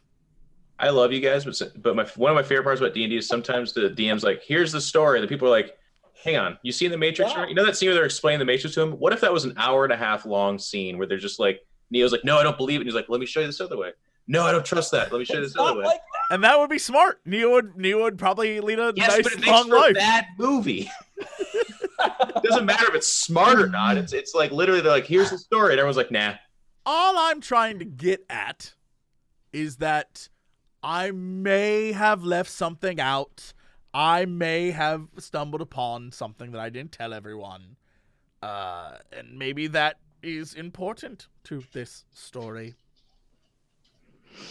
I don't care anything about these politics.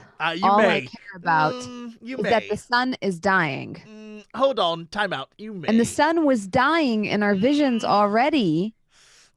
You may care about this. See, while you were all recovering, I might have stumbled on a conversation where Mr. Umbutu was meeting with a mysterious figure that I couldn't see, who was shadowed in darkness, but he or she, with the mysterious voice, I couldn't tell, mentioned your patron deity of awful carnage. Well, I figured because I saw him cast a spell that was bestowed to me in a book of shadows by my patron. And he also said, Atikusu, give me strength.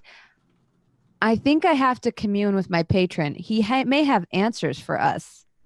And more importantly, the conversation they had was one in which they planned on just letting the world end. And it feels like a conversation the king was not involved in. And I definitely want to turn to Castor and Pollux and be like, Yeah, they look at each other and they look to Rael and they say, do you know anything of this? And she simply shakes her head and turns to you. What?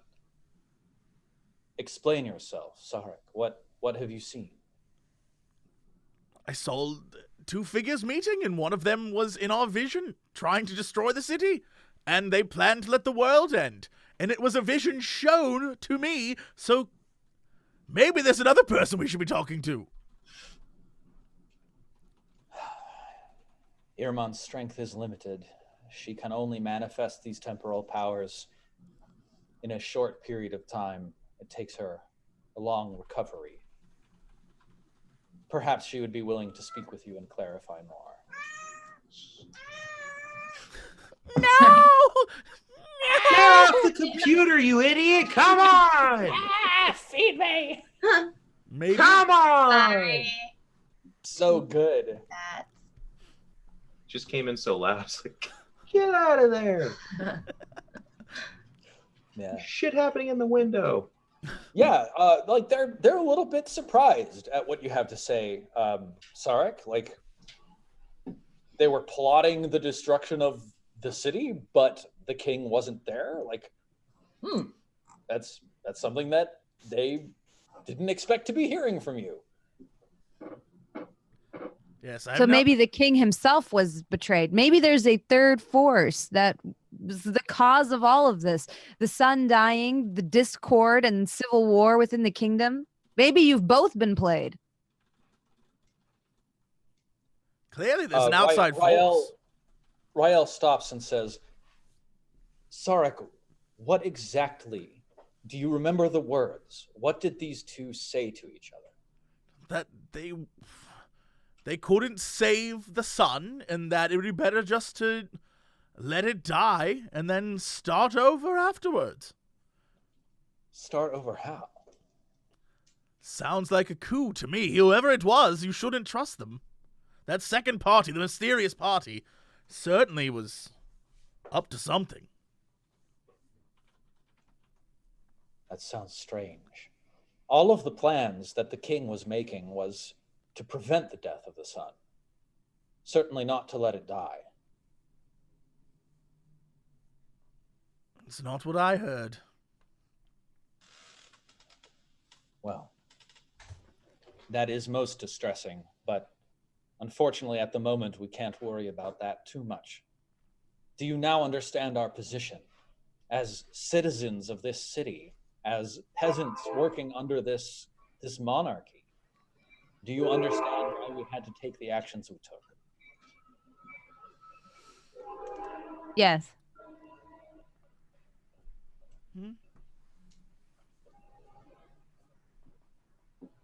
Because of this, I assume we will not be murdering Castor and Pollux. Seems right. Quick, while Jesse's gone, let's kill Sarek, though. Quick, while Jesse's gone, let's murder Castor and Pollux. Jesse, you're back. So we're standing over your body. There's so many kitties today. There's so many kitties today. It's true. We went on a little vacation, and she was very happy to have us back. So. Aww. Aww.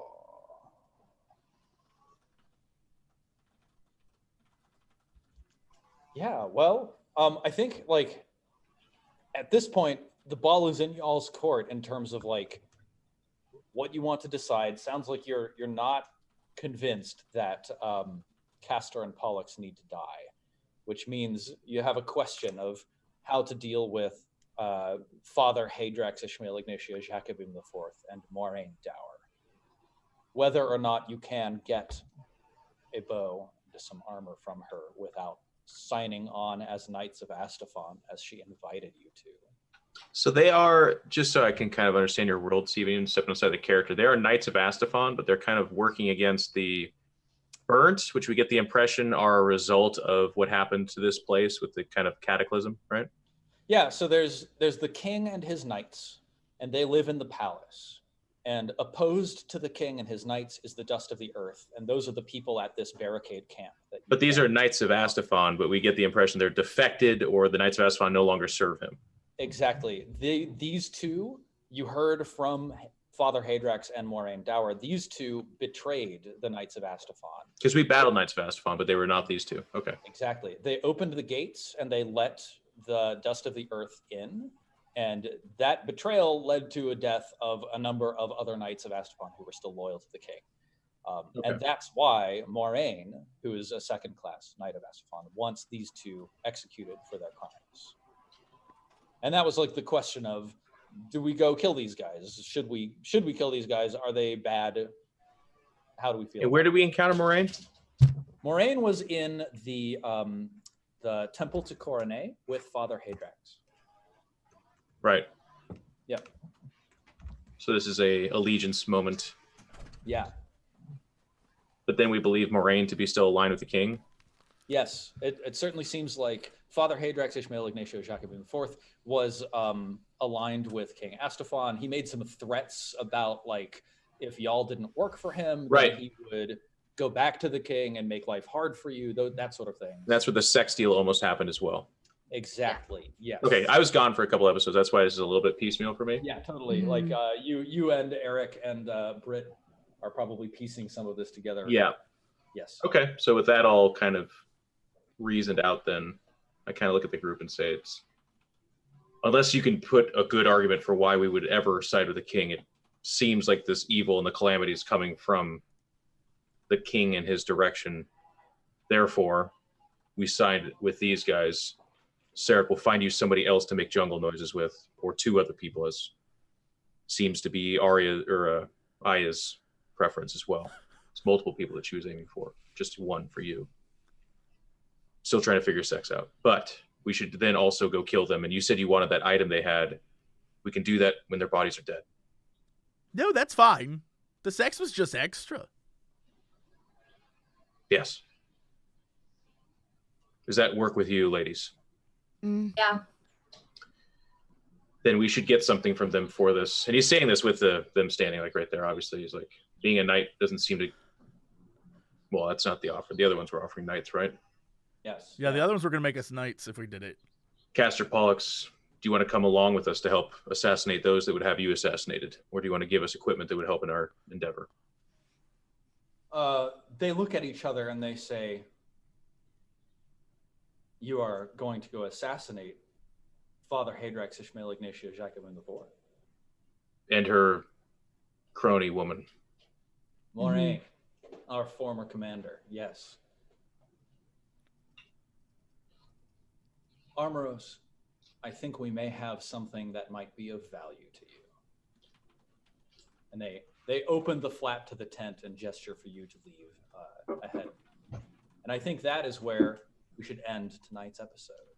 I thought they were going to give him a cat. And you get a cat. Kitty. It's dangerous to go alone. Take this. We have something of value for you. Kitty. Uh-oh. I like when cats go limp. They're just like, all right, what's happening? This is my life now. Let them do it. Yeah. Awesome. All right. Well, if that is it for us for today, then let's go around this screen here and see what people are up to this week. Oh my God. It's Britt Wiseman. It's me, Britt Wiseman. Hello. Fun as always. Hi. The introduction always catches you off guard. It's so fun. I'm never comfortable with it, so I just, I'll try and I'm gonna work on it. I'm Britt Wiseman. I'm practicing my outros. Hello, it is I, Britt Wiseman. Is that better? That's way Hey, better. guys. That's really good. Yes, that was great. It is. Okay. I think the trick is to start with, "Hey, what's up, gamers?" Yeah, I have to sound more confident and less like apologetic for existing. It seems like. Yeah. Okay. Hi. This was fun as always. I mean, I'm just working this week, prepping for E3. So go watch all these people do their shows. They're wonderful. Yeah, bro. It's like 6 weeks away. I'm already getting emails. They're like, come thought see that our was, like, stuff. I thought that was before. Oh, no, that was GDC. Okay, right. Yeah, E3. Yeah. All right, good. Here it comes. Yeah, I hope everyone has a good week, and we'll see you next week. And that's it. Jeff, what's going on with you? Yo, this is really fun. I look forward to it every single time. Even if it seems like I don't, I'm on the inside having a super good time because I like to play D&D with you guys. They're my friends. This week I'm going to a Warhammer 40K tournament, but I did 2 practice games yesterday. I don't like my list, but it's locked in and submitted. So it's kind of a weird feeling of like, I'm excited. Otherwise, doing a lot of shows. Got the Pylon show later today for some StarCraft. And then Miss Bronze and I do the show called The Deadpan Diaries, where we talk about a lot of fun stuff. We actually have had Eric Vulgaris, who's another D&D friend and a person from this show. My goal is to eventually do what Britt just did and invite everyone on the show except for our Bronze and I to be a part of like the pre-show, that kind of thing. But in this case, it's this show. And then when she notices that it's just her not invited, I'll be like, oh, that's so weird. Oh, so You want to do it? No, Britt, this doesn't count now. I don't have the budget to fly you down. That's it. I just don't have the budget to fly you down. I know.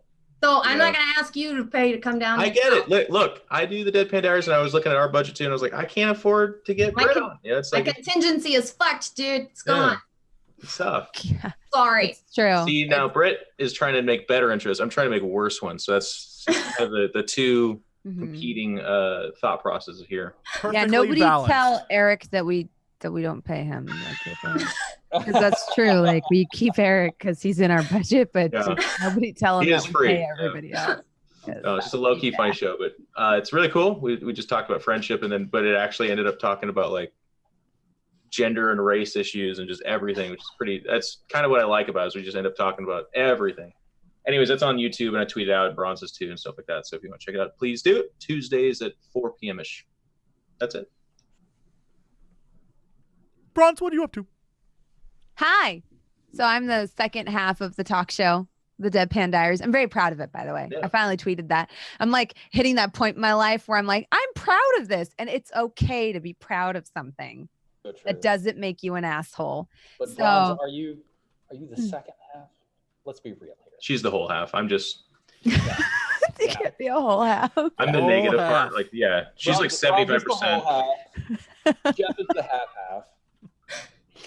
Well, Jeff was our diversity hire. That's and right. so he was just kind of tacked on last minute. But It's like it's a podcast. You gotta have at least one white guy. You gotta have the token white guy. Yeah, so that's kind of where that came from. But he's there, and that's nice. Other than that, let's see. I stream early in the morning. I'm a variety caster right now. I'm playing Star Wars Knights of the Old Republic 2, and I'm enjoying it. Even though I'm gonna say the controversial thing: the combat isn't as good as the first game. The AI is really stupid, and so when you run away, they don't chase you. So it's like really easy to reset. But in KOTOR 1, those motherfuckers would chase you down until you were dead. Like there's like no way to reset. And this one, they're like tethered. And for me, that kind of hurts my immersion, but I still really like the game. So I'm really having fun with it.